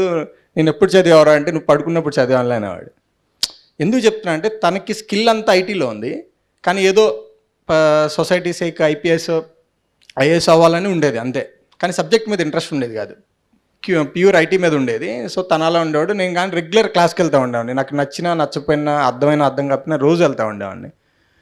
సో ఈ జర్నీలో ప్రతిదీ డెసిషన్ మేకింగ్ ఎందుకు చెప్తున్నా అంటే ఇప్పుడు నేను ఎంపీసీ వదిలేసి బైపీసీ తీసుకున్నందుకు కూడా నాతో పాటు 10th క్లాస్ వాళ్ళందరూ అబ్రాడ్లో సెటిల్ అయ్యారు, పర్ మంత్ లక్షల్లో తీసుకుంటూ ఉండేవాళ్ళు. నేను అందరి పెళ్ళిళ్ళకి వెళ్ళేవాడిని, నేను అన్ఎంప్లాయిడ్గా ఉండి. సో అది కానీ ఒకసారి సక్సెస్ వచ్చిన తర్వాత నేను చేసిన సిల్లీ మిస్టేక్స్ అన్నీ ఈక్వల్ అయిపోయినాయి. ఈరోజు నథింగ్, అవి ఏ మిస్టేక్స్ సిల్లీ, అంటే నేను తీసుకున్న ఏ డెసిషన్స్ ఈరోజు సిల్లీగా అనిపించు. సో మీకు కూడా ఎందుకు చెప్తున్నా అంటే మీకు ఈరోజు లైఫ్లో ఖచ్చితంగా ఏదో ఒక స్టేజ్లో రిస్క్ అనేది తీసుకోవాలి. ఆ రిస్క్ మనం ఇప్పుడు తీసుకుంటామా తర్వాత తీసుకుంటాం అనేది సెకండరీ. రిస్క్ తీసుకోకపోతే ఒకటి గ్యారెంటీ ఏంటంటే మీరు ఎక్కడున్నారు అక్కడే ఉంటారు. రిస్క్ తీసుకుంటే 50-50 అయితే అక్కడ ఉంటారు, లేదా ఎవరు అచీవ్ చేయని స్థాయికి వెళ్ళిపోతారు. సో ఈరోజు క్యాంపస్ ప్లేస్మెంట్ వచ్చింది, వదిలే సివిల్స్కి రావడం రిస్కీ. సో వదిలేదు అనుకోండి, మీరు 2 ఇయర్స్ తర్వాత నా అమీర్పేటలో అదే కోర్సులు ఉంటాయి, అక్కడికి వెళ్తాం, ఏదో నేర్చుకుంటాం, మళ్ళీ ఐటీలో ల్యాండ్ అవ్వచ్చు. కానీ ఈరోజు సివిల్స్కి లేకపోతే ఒక గవర్నమెంట్ సర్వీస్కి రావటం, డెసిషన్ తీసుకోవడం అనేది రిస్కీ. సో ఆ రిస్క్ మీరు ఎప్పుడైనా తీసుకోవాలి. సో రిస్క్ తీసుకోవడానికి భయపడద్దు. లైఫ్లో వర్స్ట్ కేసు ఏం జరగదు, మనం భయపడాల్సింది మనం చచ్చిపోతామని తప్ప లైఫ్లో మనం భయపడడానికి నాకు తెలిసి ఇంకేం లేదు. సో ఎందుకు ఇది చెప్తున్నా అంటే ఇంత చెప్తున్నాడు వీడు పెద్ద ధైర్యవంతుడు అనుకోకుండా, నేను అన్నీ భయపడి ఇక్కడ దాకా వచ్చాను కాబట్టి మీకు ముందే చెప్పేస్తున్నా, లైఫ్లో ఏమీ జరగదు. మా అయితే మనకన్నా 2 సంవత్సరాల ముందు జాబ్ వస్తుంది, ఒక 4 లక్షల ప్యాకేజ్ ఎక్కువ వస్తుంది, కానీ బెటర్గా సెటిల్ అవుతారు. కానీ మీకు నచ్చింది చేయడానికి నేను అనుకుంటాను, నేను కూడా మీ ఏజ్లో అంటే ఒక 7-8 ఇయర్స్ బ్యాక్లో నాకు కూడా ఇలానే ఎవరైనా గైడెన్స్ ఇచ్చుంటే మేబీ నేను బెటర్గా ప్లాన్ చేసుకునేవాడిని. నాకు తెలిసి మీకు చాలా మంచి ఆపర్చునిటీ ఉంది. ఇప్పుడు బయట ఇన్స్టిట్యూట్కి వెళ్ళి వాళ్ళకి లక్షలు కట్టి అక్కడ నేర్చుకునేది ఏదో నాకు తెలిసి మీకు ఇక్కడ ఫ్రీగా నేర్పిస్తున్నారు. సో అది యూటిలైజ్ చేసుకోండి ఫస్ట్. అంతే. మనం ఏంటంటే జనరల్గా కొన్నిటికి ఈజీగా అట్రాక్ట్ అవుతాం. ఎవడన్నా మంచి బ్యాక్గ్రౌండ్ మ్యూజిక్ పెట్టి ఆ కారులో వచ్చినట్టు దిగి ఐపీఎస్ ఆ యూనిఫామ్ చూస్తే దానికి వెళ్ళిపోతాం. యాక్చువల్గా అది కాదు, అదంతా మనల్ని జస్ట్ అట్రాక్ట్ చేయడానికి అదొక ట్రాప్. కానీ నిజంగా సబ్జెక్ట్ మీద మనకి ఇంట్రెస్ట్ ఉండి సోషల్ స్టడీస్ని మనం పర్సూ చేస్తాము, మనకి ఇంట్రెస్ట్ ఉంది అంటేనే ఇటు రావాలి. అంతేగాని మన పేరు పక్కన 3 అక్షరాలు ఏదో మన పేరుని మారుసి అట్లా అసలు మీరు ఎవరు పెట్టుకోవద్దు. సో మీకు నాకు నథింగ్, ఇదంతా బోరింగ్ ఉంది, ఐటీ ఇదంతా నాది కాదు అనుకుంటే మీకు చాలా ఆపర్చునిటీస్ ఉన్నాయి. నేను సివిల్స్కే రండి లేకపోతే ఇలాంటి ఎగ్జామ్స్కి ప్రిపేర్ అవ్వని నేను చెప్పను. టేక్ టైం, ఒక 1 మంత్ తీసుకోండి. అసలు బీటెక్ కాకుండా ఇంకేం చేయొచ్చు. సపోజ్ ఇప్పుడు నాకున్న డెసిషన్స్, నాకున్న ఈ అమౌంట్ ఆఫ్ నాలెడ్జ్లో నన్ను సెలెక్ట్ చేసుకోమంటే నేను లా తీసుకుంటాను ఫస్ట్. ఎందుకంటే కొన్ని మేబీ నాకు అది సెట్ అయిద్దాం అనిపించింది అంటే చూసిన తర్వాత. సో మీకు కూడా అలా అనిపించవచ్చు. బీటెక్ అనేది మనసు తెలుసో తెలియకో ఎంసెట్లో ర్యాంక్ వచ్చింది, ఏదో కాలేజ్లో జాయిన్ అవ్వాలి, వచ్చాము 4 సంవత్సరాలు అయిపోయింది. ఇప్పుడు మీకు దాదాపు 20+ ఉంటారు, బయట అంతా ఇన్ఫార్మ్డ్ డెసిషన్స్ ఉంటాయి. నెక్స్ట్ ఏం చేయాలనేది మీరు మీ పక్కన వాళ్ళ ద్వారా ఇన్ఫ్లుయెన్స్ అవ్వద్దు, ఇంట్లో వాళ్ళ ద్వారా ఇన్ఫ్లుయెన్స్ అవ్వద్దు, లేదు నేను చెప్పాను ఇక్కడికి వచ్చి మేము చెప్పాం కాబట్టి మీరు అందరూ ఇటు రండి అని కూడా అవ్వద్దు. Take your own time. Risk ఉంటుంది, రివార్డ్ ఉంటుంది. రెండింటిని ఈక్వల్గా బేరే చేసుకుని రండి. మీకు ఏదన్నా ఐటీ కాదు, ఐటీ వదిలేరామని కూడా నేను చెప్పను, దాంట్లో కూడా ఎక్సలెన్స్ చేయొచ్చు, దేంట్లోనే ఎక్సలెన్స్ చేయొచ్చు. కానీ నేను చెప్పేది ఏంటంటే డెసిషన్, రిస్క్, ఈ రెండే క్రూషియల్. ఎందుకంటే మీరున్న స్టేజ్లో ఈ రెండు చాలా క్రూషియల్. ఇప్పుడు ఎగ్జామ్ రిలేటెడ్ అంటారా, మా ఫ్రెండ్స్ ఆల్రెడీ చెప్పారు, ఇంక నేను చెప్పిన అది కాపీ పేస్ట్ అయింది. సో నేను చెప్పేది ఏంటంటే, నేను ఎట్లా చదివేవాడిని అంటే రోజుకి ఒక సినిమా చూస్తా చదివేవాడిని. అంటే రోజుకి నేను ఒక సినిమా కంప్లీట్ చేసేవాడిని, పొద్దున్న నుంచి సాయంత్రం దాకా. ఒక అరగంట చూసేవాడిని, మిగతా చదివేవాడిని, ఇంకో అరగంట చూసాను, అట్లా చదివి. సో నాకు ఎక్కడ నేను సివిల్ సర్వీసెస్ రాశాను, లేకపోతే తర్వాత గ్రూప్ 1 రాశాను. ఆబ్జెక్టివ్ ప్రిలిమ్ స్టేజ్ అంటే అసలు నేను పెద్దగా దాన్ని చదివాను కూడా కదా, నాకు ఈజీగానే అయిపోయేది. మెయిన్స్కి వచ్చినప్పుడు నాకు ఎక్కడ సక్సెస్ రాలేదు, ఎందుకంటే మెయిన్స్ ఇదంతా రిటర్న్ పార్ట్లో ఉంటుంది. సో ఒక స్టేజ్ వచ్చింది, మా నాన్న ఏమనుకున్నా అంటే ఇంక వీడు పనికి రాకుండా పోతున్నాడు, వీడు ఖచ్చితంగా జాబ్ లేకుండా ఉంటుంది అని చెప్పి ఇంట్లో వాళ్ళందరూ ప్రెషర్ చేసి ఈయన ఎట్లయినా అమెరికా దోసేయాలి అనుకున్నారు. సో మా అమ్మ అన్నది అందరు వెళ్ళిపోతున్నారు, నువ్వు ఒక్కడన్నా ఉంటావు అనుకుని మా అమ్మ కొంచెం బాధపడింది. సో ఆ రోజు అనుకున్నాను ఏదో ఒకటి ఇక్కడ నిలబడి కొడదాము, సరే మనకి గ్రూప్ 1 అవ్వలేదు కదా, గ్రూప్ 2 ప్రిపేర్ అవుదాం అని ప్రిపేర్ అయ్యాను. అది చదువుతున్నాను. లాస్ట్ 2 months ఉంది. మీరు నమ్ముతారో నమ్మరో, నేను లాస్ట్ 2 monthsలో నా స్క్రీన్ టైం రోజుకు 10 నిమిషాలు కూడా ఉండేది కాదు. 10 నిమిషాలు అంటే అసలు స్క్రీన్ టైం కాదు, ఎందుకంటే మనం టైం చూస్తాము, లేకపోతే ఫోన్ వస్తే ఫోన్ మాట్లాడుతాం, ఏదో ఒకటి చూస్తాము. నేనేం చేసానంటే రోజు ఒక స్టాప్ వాచ్ తీసుకున్నాను.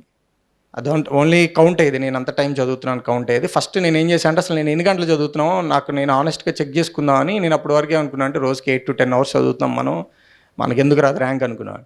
స్టాప్ వాచ్ పెట్టిన తర్వాత అది కరెక్ట్గా 4 hours చూపించింది. నేను రోజంతా చదివే టైము వితౌట్ డీవియేషన్స్, ఫోన్ కానీ బయటికి ఏదన్నా కానీ 4 hours చూపించింది. నేను అన్నీ పక్కన పెట్టి నేను మన పర్ఫార్మెన్స్ మెజర్ చేస్తుంది, ఏదో ఒకటి మెజర్మెంట్ మనకు కావాలని నేను ఆ టైం పెట్టుకున్నాను. సో నేను ఎంత టైము ఫోన్ కానీ డిస్ట్రాక్షన్ కానీ లేకుండా చదువుతానని పెట్టుకొని దాన్ని 4ని నెక్స్ట్ టార్గెట్ ఏంటంటే నెక్స్ట్ 1 week 2 days మనం దాన్ని 5 hours చేయడమే టార్గెట్, దాన్ని 6 7. మీరు నమ్ముతారో లేదో, నేను ఎగ్జామ్కి ఇంకొక 20 days ఉంది, నేను అచీవ్ చేసిన పీక్ టైం 12 hours 25 minutes ఒక రోజులో. అంటే ఒక రోజులో నేను యాక్టివ్గా చదివిన టైం 12 hours 25 minutes.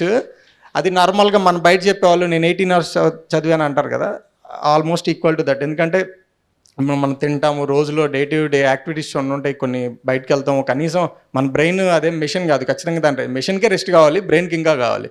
సో నేను అవన్నీ క్యాలిక్యులేట్ చేసుకొని నేను అనుకున్నది 12 hours 25 minutes కన్నా నేను ఇంకా చేయలేను. అప్పుడు కూడా నేను పడుకునేది ఏంటంటే 12:30కి పడుకుంటే 5:30కి without alarm లేసేవాడిని.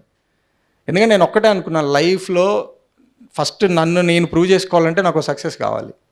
So maybe group 2 success అనేది నాకు జాబ్ పరంగా వాటి పరంగా నేను అంత దూరం ఆలోచించలేదు. కానీ ప్రతి ఒడికి అంటే ఒక స్థాయికి వెళ్ళిన తర్వాత మనకు ఈగో ఉంటుంది. ఈగో అంటే మనం ప్రూవ్ చేసుకోవాలని చెప్పి ఆ సక్సెసే నాకు గ్రూప్ 2 ఇచ్చింది. సో అది గ్రూప్ 2 ఇచ్చిన సక్సెస్ కదా, కాన్ఫిడెన్స్ కూడా. సో లైఫ్లో మీకు కాన్ఫిడెన్స్ ఇచ్చేది మీ సక్సెస్, మీ అచీవ్మెంట్సే.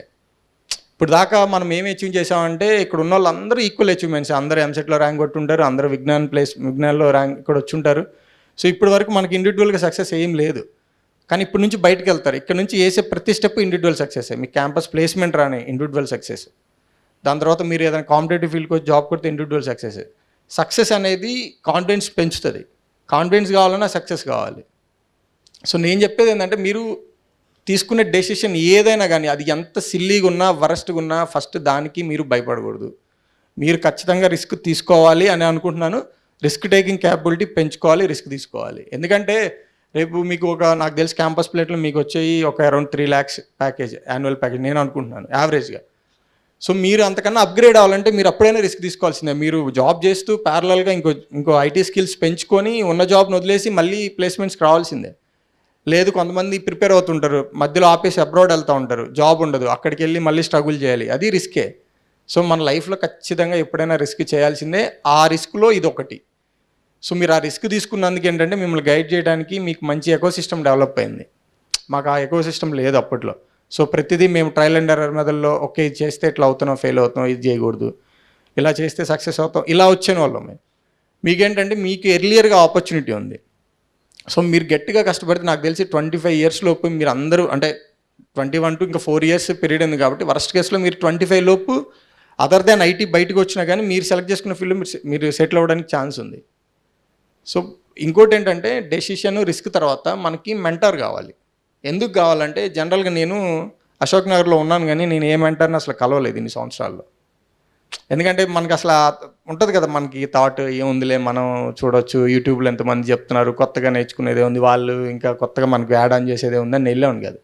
కానీ నేను చేసిన మిస్టేక్స్లో అదొక మిస్టేక్. మీరు వీలైనంత వరకు ఇప్పుడు ఇక్కడైతే హర్ష సార్ ఉన్నారు, మీకు సివిల్స్ టీమ్ ఉంది, ఒక మెంటర్ని పెట్టుకోండి. ఎందుకంటే ఈ జర్నీలో ఎక్కడ అప్స్ ఉంటాయి, ఎక్కడ డౌన్స్ ఉంటాయి అని ఆల్రెడీ ఆ పాత్లో వెళ్ళిన వాళ్ళకి తెలుస్తుంది కాబట్టి వాళ్ళు మిమ్మల్ని ఇంకా బెటర్గా మీరు ఆ తప్పులు చేయకుండా సేవ్ చేస్తారు. సో సేవ్ చేయడం నథింగ్ బట్ టైం సేవ్ అవుతుంది మనకి అక్కడ. ఇంకొకటి ఈ ఎగ్జామ్లో మైండ్ సెట్ మ్యాటర్స్ అనమాట. మైండ్ సెట్ ఏంటంటే జనరల్గా ఇప్పుడు నేను చెప్తాను ఇట్లా మీరు సివిల్స్కి రండి అది ఇది అంటే ఇప్పుడు బయటికి వెళ్ళి మీరేం డిస్కస్ చేసుకుంటారంటే ఎందుకురా అది రిస్కీ, అది మనకి రాదు అంటే మనం అసలు ఎగ్జామ్ సిలబస్ చూడకముందు మనం ఫిక్స్ అయింది ఏంటంటే మనకు రాదని. నేనేం చెప్తానంటే లాస్ట్ మినిట్ వరకు ఎగ్జామ్ హాల్లోంచి బయటకు వచ్చే వరకు నాకు ఈ ఎగ్జామ్ రాదు అన్న మైండ్ సెట్ మనం డెవలప్ చేసుకోకూడదు. ఎందుకంటే రాకపోతే తీరిగ్గా బాధపడడానికి మనకి చాలా టైం ఉంటుంది. ఎందుకంటే ఎగ్జామ్ అయిపోయిన తర్వాత ఖాళీగా ఉంటాం కాబట్టి 10 రోజులైనా బాధపడవచ్చు. కానీ ఎగ్జామ్ ముందు ఆ 10 రోజులు చాలా ఇంపార్టెంట్. మనం ఏం చేస్తామంటే ఎగ్జామ్ ముందు వారం ఉన్నప్పుడు కూడా ఆ థాట్లోనే ఉంటాం, మనకు రాకపోతే ఏంటి అని. రాకపోతే ఏంటంటే ఎగ్జామ్ అయిపోయిన తర్వాత తిరిగి కూర్చొని బాధపడతాం. కానీ మన ఎగ్జామ్ ముందు ఆ థాట్ అసలు రానికూడదు. 0.001% కూడా ఇదే కాదు ఏ ఫీల్డ్లోకి వెళ్ళినా కానీ మనం చేసే పని అయ్యేంత వరకు నెగిటివ్ థాట్ రాకూడదు. మేబీ అవుట్కమ్ నెగిటివ్ ఉండొచ్చు, ఉన్న తర్వాత మనకు చాలా టైం ఉంటుంది దాని గురించి రిగ్రెట్ అవ్వడానికి. కానీ ఆ ప్రాసెస్లో ఏ రోజు కానీ ఆ నెగిటివ్ ఫీడ్బ్యాక్, ఎందుకంటే మనిషిని సగం చంపేసేది ఆ నెగిటివ్ ఫీడ్బ్యాకే. మన నెగిటివ్ ఫీలింగ్ అంటే మనకి ఏమైపోద్దో రాదేమో అదే చెప్తున్నాను. మీరు లైఫ్లో భయపడాల్సింది ఒకే ఒక్కదానికి, అది కూడా మనకి ఏ రోజు వస్తుందో తెలియదు. కాబట్టి మన లైఫ్లో తప్పు చేయనంతకాలం ఏ మనిషికి కానీ దేనికి ఏ రిజల్ట్ కానీ అవుట్కమ్ ఎందుకంటే రిస్క్ ఆపర్చునిటీస్ చాలా ఉన్నాయి. ఇప్పుడు మీరు వెళ్తారు, ఒక యూపీఎస్సీ రాశాను నాకు రాలేదు, తర్వాత ఆపర్చునిటీ ఉంది, గ్రూప్ 1 ఉంది, గ్రూప్ 2 ఉంది, లేకపోతే లా చేసినా కానీ చాలా గవర్నమెంట్ ఎగ్జామ్స్కి స్పెసిఫిక్గా లా అని ఎందుకు చెప్పానంటే చాలా ఎగ్జామ్స్ సపోజ్ మీరు బీటెక్ చేస్తారు, బీటెక్ క్వాలిఫికేషన్కి కొన్ని ఎగ్జామ్స్ రాయొచ్చు. ఎక్స్ట్రాగా మనం చేయగలిగింది లా ఒక్కటే. లా రాస్తే ఇంకొన్ని ఎగ్జామ్స్కి ఓపెన్ అవుతాయి, ఎందుకంటే దాంట్లో బీటెక్ ఉంటే ఎలిజిబిలిటీ ఉండదు, కానీ లా ఉంటే ఎలిజిబిలిటీ అవుద్ది. సో మీకు ఏదన్నా లేదు నేను కాంపిటేటివ్ ఫీల్డ్లోకి అప్పుడే వెళ్ళను, కాకపోతే నేను ఫర్దర్గా ఏదైనా వేరే స్టడీస్ చేయాలనుకుంటే law is one of best opportunity. ఎందుకంటే లా చేసిన వాళ్ళకి కొన్ని పోస్టులు వాళ్ళకి ఎలిజిబిలిటీ లా ఉంటాయి కాబట్టి నేను అందుకు లా సజెస్ట్ చేశాను. నేనేమనుకున్నా అంటే 25 years వరకు మీకు చాలా ఫైనాన్షియల్గా కానీ ఇంకా మనం ఎఫర్ట్ పెట్టడానికి రిస్క్ తీసుకోవడానికి చాలా ఉంటుంది కాబట్టి take as many risk as you can 25 వరకు. లైఫ్లో స్టెబిలిటీ, లైఫ్లో అచీవ్మెంట్ 25 తర్వాతనే చూసుకోవచ్చు. ఎందుకంటే 40లో రిస్క్ తీసుకోలేం, ఎందుకంటే మన మీద డిపెండ్ చాలామంది ఉంటారు. 30లో రిస్క్ తీసుకోలేం, ఫ్యామిలీస్ ఉంటాయి, అన్నీ ఉంటాయి. ఇప్పుడు మీరున్న ఏజే ఏదన్నా రిస్క్ తీసుకోవడానికి, రిస్క్ అంటే ఏదో కొండ మేంచి దూకడం అట్లాంటివి అనుకుంటున్నారు, వెనక కొంచెం వింటలేదు అనుకుంటున్నా. జస్ట్ కెరియర్లో రిస్క్ అంతే.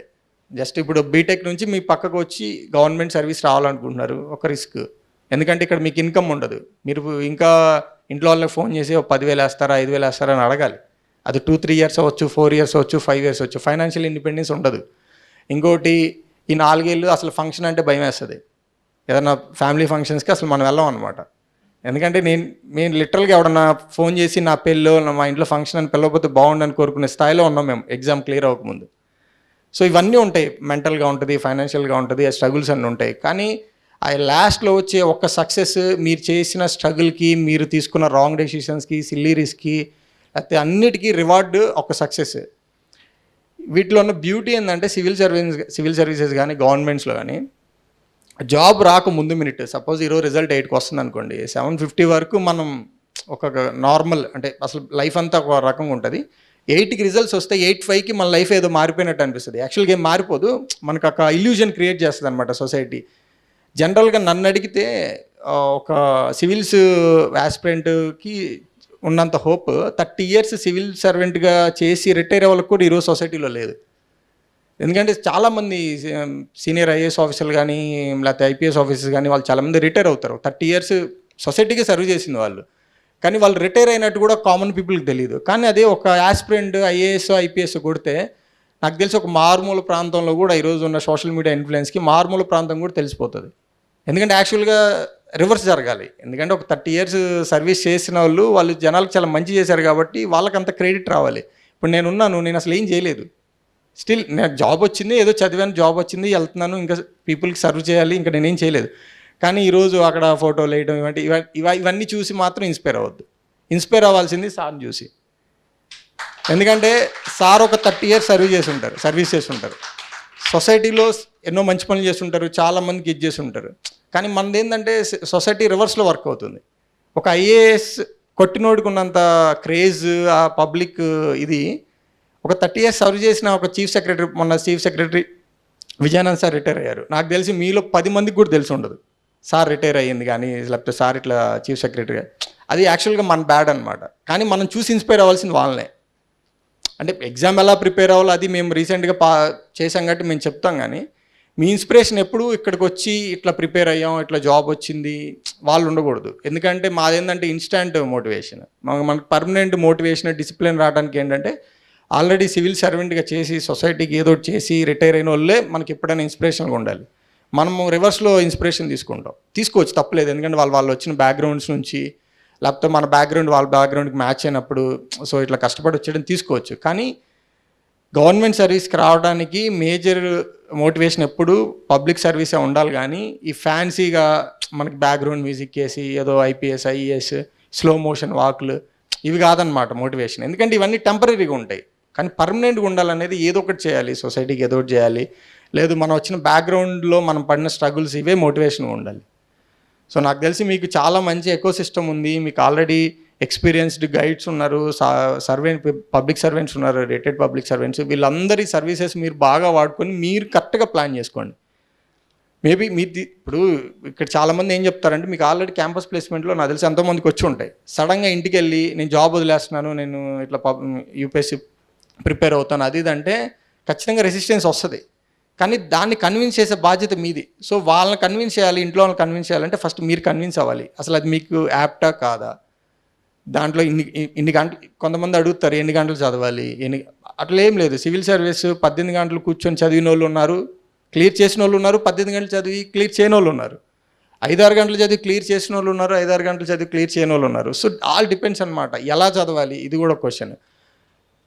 UPSCలో 900 1000 మంది సెలెక్ట్ అయితే ఏ ఇద్దరు సిమిలర్గా ప్రిపేర్ అవ్వరు. మేబీ ఓవర్లాప్ అవ్వచ్చు, సేమ్ బుక్ చదివి ఉండొచ్చు చదివింది, కానీ ఏ ఇద్దరు ప్రిపరేషన్ సిమిలర్గా ఉండదు. ఇప్పుడు మేము కూర్చున్న మా నలుగురిలో ఏ ఇద్దరు ప్రిపరేషన్ ఒకటి కాదు. సో ఇక్కడ నాకు తెలిసి వీళ్ళ ముగ్గురు టెస్ట్ సిరీస్లు రాశారు, నేను టెస్ట్ సిరీస్ రాయలేదు. నేను ChatGPT వాడుకునేవాడిని. ChatGPTలో MCQs అవి ఇస్తూ ఉంటే నేను ఆన్సర్ చేస్తూ ఉండేవాడిని. నేను అడిగాను ఈ టాపిక్ మీద నాకు ఒక 100 MCQs ఫ్రేమ్ చేసి అని. సో అట్లా డిపెండ్స్ అనమాట.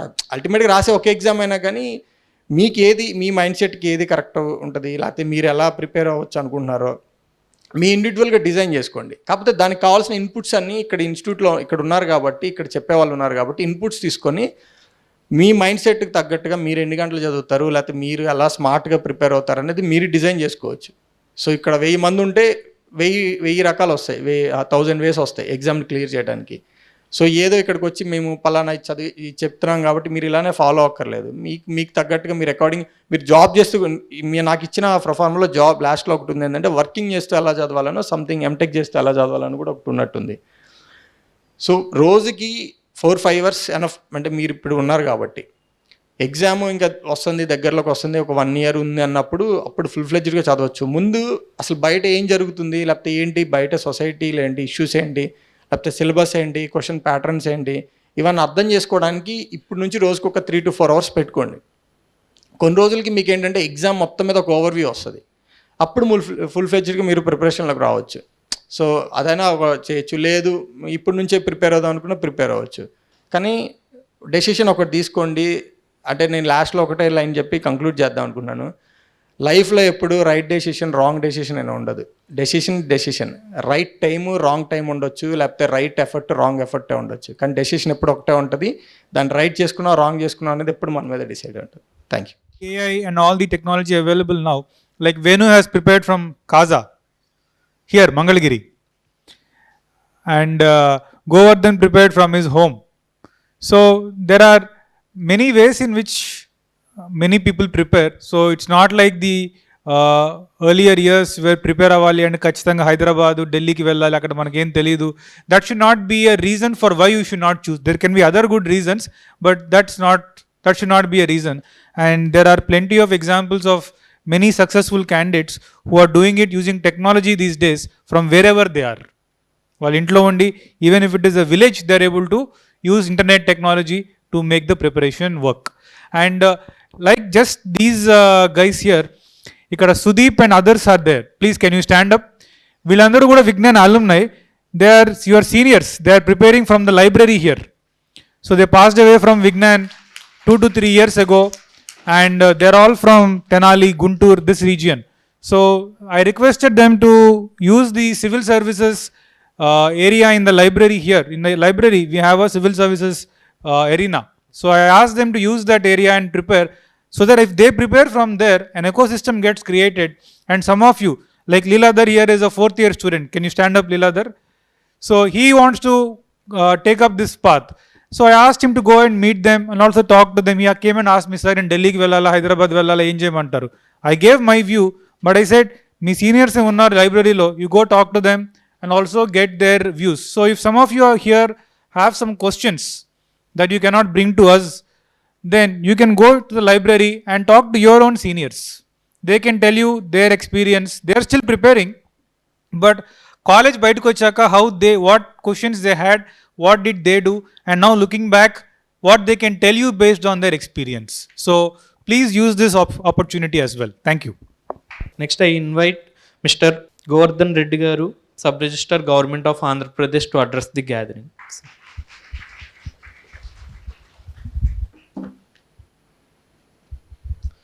Good afternoon everyone. I think I won't take much time, ఎందుకంటే ఆల్రెడీ లంచ్ టైం అయింది, మీరు కూడా అలసిపోయింటారు. సో నా బ్యాక్గ్రౌండ్ ఏంటంటే, నేను I'm from Tadipatri, Anantapur district. నా బీటెక్ సిబిఐటి హైదరాబాద్ నుంచి జరిగింది, మెకానికల్ ఇంజనీరింగ్. సో దాని తర్వాత నేను క్యాంపస్లో ప్లేస్ అయ్యాను, కోర్ కంపెనీలోనే 1 year జాబ్ చేశాను. సో అప్పుడు నేను కంపేర్ చేసుకునేవాడిని, జనరల్గా కోర్ కంపెనీస్లో శాలరీస్ తక్కువ. నేను I was placed with 4 LPA అంతే. సో తర్వాత సాఫ్ట్వేర్ వాళ్ళతో కంపేర్ చేసుకునేవాడిని. ఒక్కొక్కరు ఎవరిని అడిగినా కానీ 20 LPA 25 LPA అని చెప్పేవాళ్ళు. సో కంపేర్ చేసుకొని నేను మా ఫ్రెండ్స్ కానీ రిలేటివ్స్ కానీ, మా సిస్టర్ యాక్చువల్గా సాఫ్ట్వేర్ బ్యాక్గ్రౌండ్, తనని అడిగి డెవాప్స్ బాగుంటుంది అంటే కోర్స్ చేసి వెళ్ళాను. సో నేను ఇక్కడ ఈ పాయింట్ ఎందుకు చెప్తున్నానంటే, వాళ్ళు ఎవరో చెప్పారని మనం ఇన్స్పైర్ అయిపోకూడదు, ఎందుకంటే సాఫ్ట్వేర్కి వెళ్ళిన తర్వాత నేను స్ట్రగుల్ అయ్యాను. సో బేసికలీ నేను ఐటీలో అంత ఎక్సెల్ చేయలేదు, సో చాలా స్ట్రగుల్ అయ్యాను. మళ్ళీ అంటే ఈ గ్రూప్స్ అనేది తెలీదు మీకు. యాక్చువల్గా ఈ కాలేజ్లో ఎవ్రీ సెమిస్టర్లో ఒక సబ్జెక్ట్ చెప్తున్నారట, హిస్టరీ, జాగ్రఫీ అలా. సో మా కాలేజ్లో అలాంటివి ఏం లేవు. సో చాలా టైం వేస్ట్ చేశాను. సాఫ్ట్వేర్ వెళ్ళిన తర్వాత తెలిసింది ఈ గ్రూప్స్ ఫీల్డ్ ఉందని. సో మీకు ఏంటంటే ఫస్ట్ ఇయర్ నుంచే తెలిసింది, సో ఇప్పటి నుంచే యూటిలైజ్ చేసుకోవచ్చు. మా కాలేజ్లో ఇవన్నీ లేవు కాబట్టి నాకు ఇప్పుడు 6 years తర్వాత జాబ్ వచ్చింది, గ్రూప్ 2. సో ముందే మీలాగే నాకు ముందే తెలిసింటే ఆ టైంలోనే చదివి నెక్స్ట్ ఇయర్ జాబ్ తెచ్చుకునేవాడినేమో. సో ఇది ఎందుకు చెప్తున్నానంటే, మీరు ఇప్పటి నుంచే చదవండి. అంటే ఈ ఫీల్డ్ ఇంట్రెస్ట్ ఉంటే ఇప్పటి నుంచే చదవండి, లేదు మేము ఐటీలోనే ఎక్సెల్ అవుతాం అనుకుంటే ఐటీ సైడ్ వెళ్ళండి. ఇంకా ఏంటంటే, నెక్స్ట్ ఇక్కడ చాలామంది క్యాంపస్లో ప్లేస్ కాలేదు అంటున్నారు. సో ప్లేస్ అవ్వకపోయినా పర్లేదు, ఎందుకంటే మా క్యాంపస్లో హై ప్యాకేజ్లో సెటిల్ అయిన వాళ్ళు కూడా ఇప్పుడు మళ్ళీ బ్యాక్ టు గ్రూప్స్ ప్రిపరేషన్ వస్తున్నారు, ఎందుకంటే వాళ్ళకి ఆ లైఫ్ నచ్చలేదు. నెక్స్ట్ మనం మా అకాడమీలో, అదే కాలేజ్ అకాడమిక్ కోర్స్లో టాపర్ అయి ఉండాలి, ఈ కాంపిటేటివ్ ఎగ్జామ్స్ క్రాక్ చేయాలనే మైండ్ సెట్ ఉంటుంది. అలా ఏం లేదు. నేను కాలేజ్లో బాగా చదివేవాడిని, టాపరే. కానీ తర్వాత రాసిన కాంపిటేటివ్ ఎగ్జామ్స్ చాలా ఫెయిల్ అయ్యాను. కానీ మా కాలేజ్లో బ్యాక్లాగ్స్ ఉన్న వాళ్ళు క్లియర్ చేశారు, ఎస్ఎస్సి, సిజిఎల్ కానీ బ్యాంక్ ఎగ్జామ్స్ అని. సో మీరు కంపేర్ చేసుకోవద్దు, వాళ్ళకి వచ్చింది మనకి రాదేమో అని. సో ఎవరైనా ఈ కాంపిటేటివ్ ఎగ్జామ్స్ క్రాక్ చేయొచ్చు, రైట్ ప్రిపరేషన్ ఉంటే చాలు. నెక్స్ట్ వచ్చేసి, మనల్ని ఎవరు ఇన్స్పైర్ చేయాల్సిన అవసరం లేదు, మీ ఇంట్లో సిచ్యువేషన్నే, పరిస్థితులే మిమ్మల్ని ఇన్స్పైర్ చేస్తాయి. సో ఎందుకంటే చాలామంది పూర్ బ్యాక్గ్రౌండ్ నుంచి వచ్చి ఉంటారు. సో అది మైండ్లో పెట్టుకొని చదువుకోవాలి మనం. నెక్స్ట్ వచ్చేసి, ఇంకా మీకు జనరల్గా మీకు రిలేటివ్స్ నుంచి కానీ ఇంట్లో వాళ్ళ నుంచి కానీ ప్రెజర్ ఉండొచ్చు, ఈ కాంపిటేటివ్ ఎగ్జామ్స్కి వెళ్ళొద్దు, ఏదో ఒక జాబ్ వెళ్ళండి అని. అడగండి టైము 2-3 years. దాని తర్వాత సాఫ్ట్వేర్ సైడ్ అయితే ఈజీగా వెళ్ళొచ్చు, ఏదో కోర్స్ చేసి వెళ్ళొచ్చు. సో మీరు 2-3 years టైం అడిగి ఈ కాంపిటేటివ్ ఎగ్జామ్స్ ప్రిపేర్ అవుతామని చెప్పి వాళ్ళకి నమ్మకం క్రియేట్ చేయండి. సో ఈ జర్నీ జనరల్గా ఎగ్జామ్ క్రాక్ చేసినా చేయకపోయినా కానీ ఈ జర్నీ అనేది మీ మైండ్ సెట్ మారుస్తుంది. జనరల్ మేము యూపీఎస్సీ ప్రిపరేషన్ స్టార్ట్ చేసినప్పుడు డిఫరెంట్ మైండ్ సెట్ ఉండేది. ఆఫ్టర్ 4-5 years మా మైండ్ సెట్ మొత్తం చేంజ్ అయింది. ఇంతకుముందు ఏదైనా ప్రాబ్లం వస్తే చాలా భయపడేవాళ్ళం ఎలా హ్యాండిల్ చేయాలని. ఇప్పుడు అలాంటి భయం లేదు.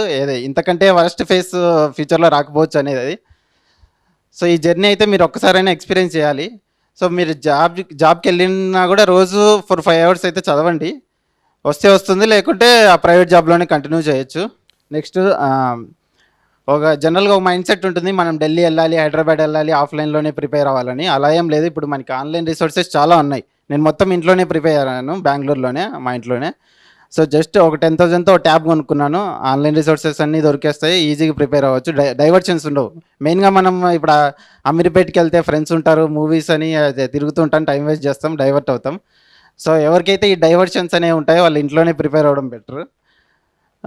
నెక్స్ట్ వచ్చేసి మెంటర్షిప్ అనేది తీసుకుంటే బెటర్. ఎందుకంటే మనకి ఒక ఎగ్జామ్ సిలబస్ చూస్తాము, సరే ఏదో ఒకటి చదివేస్తాము, వచ్చేస్తుంది అనుకుంటాం. కానీ మెంటర్షిప్ తీసుకోవడం వల్ల అడ్వాంటేజ్ ఏంటంటే వాళ్ళు ఆల్రెడీ రాసి ఉంటారు, ఎక్కడ వాళ్ళకు డ్రాబ్యాక్స్ ఉన్నాయి తెలుసుంటుంది.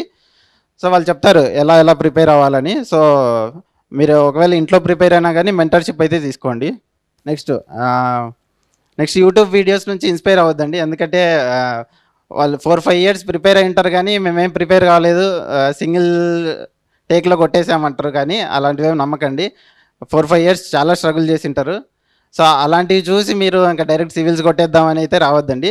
మీకంటూ ఇంట్రెస్ట్ ఉంటేనే రండి.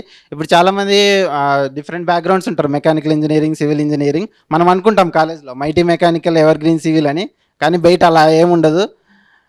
చాలా తక్కువ ప్యాకేజ్తో జాబ్ చేయాల్సి వస్తుంది. అక్కడ సాఫ్ట్వేర్ చూస్తే హై ఎల్పిఏ ఉంటుంది. మీరు ఇవన్నీ కంపేర్ చేసుకొని మీకు ఏది ఇంట్రెస్ట్ ఉంటే అటు రండి. ఒకవేళ ఇప్పుడు ఈ ఏపీపీఎస్సీ అనౌన్స్ చేసిన జాబ్ క్యాలెండర్లో కూడా సివిల్ ఇంజనీరింగ్ బ్యాక్గ్రౌండ్ వాళ్ళకి ఏడబ్ల్యూ అని ఉంది, అది గ్రూప్ 1 క్యాడర్. సో మీరు సివిల్ ఇంజనీరింగ్లో బాగా ఎక్స్పర్ట్ అయి ఉంటే ఏడబ్ల్యూ ట్రై చేయొచ్చు. ఎలక్ట్రికల్ వాళ్ళకి కూడా ఏడబ్ల్యూ ఉంటాయి.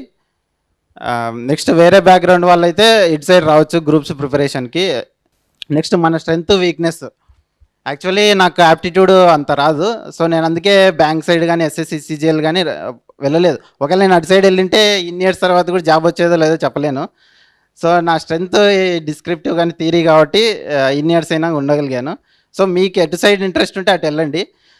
మీకు యాప్టిట్యూడ్, ఇంగ్లీషు నాకు తెలిసి కాలేజ్లోనే ప్లేస్మెంట్ కోర్సులో నేర్పించుంటారు. మీకు అది బాగా వచ్చు అనుకుంటే బ్యాంక్ సైడ్ ఎస్ఎస్సి సైడ్ వెళ్ళండి, లేకుంటే గ్రూప్స్ సైడ్ రండి. ఇంకొకటి, అందరికీ ఫైనాన్షియల్ సపోర్ట్ ఉండకపోవచ్చు.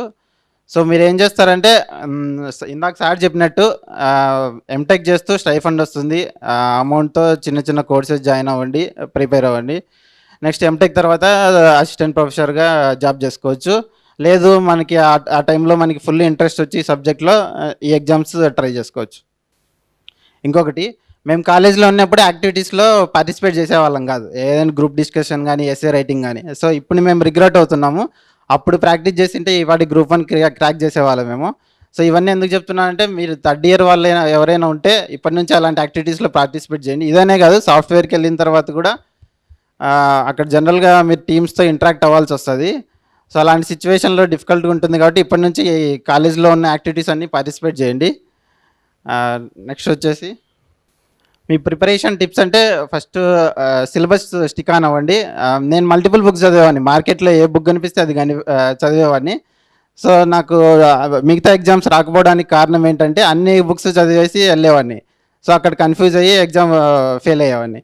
సో ఫస్ట్ సిలబస్ తీసుకోండి, ప్రీవియస్ ఇయర్స్ క్వశ్చన్ పేపర్స్ తీసుకోండి, అది ఫాలో అయ్యి ఒక మెంటర్ని పెట్టుకోండి.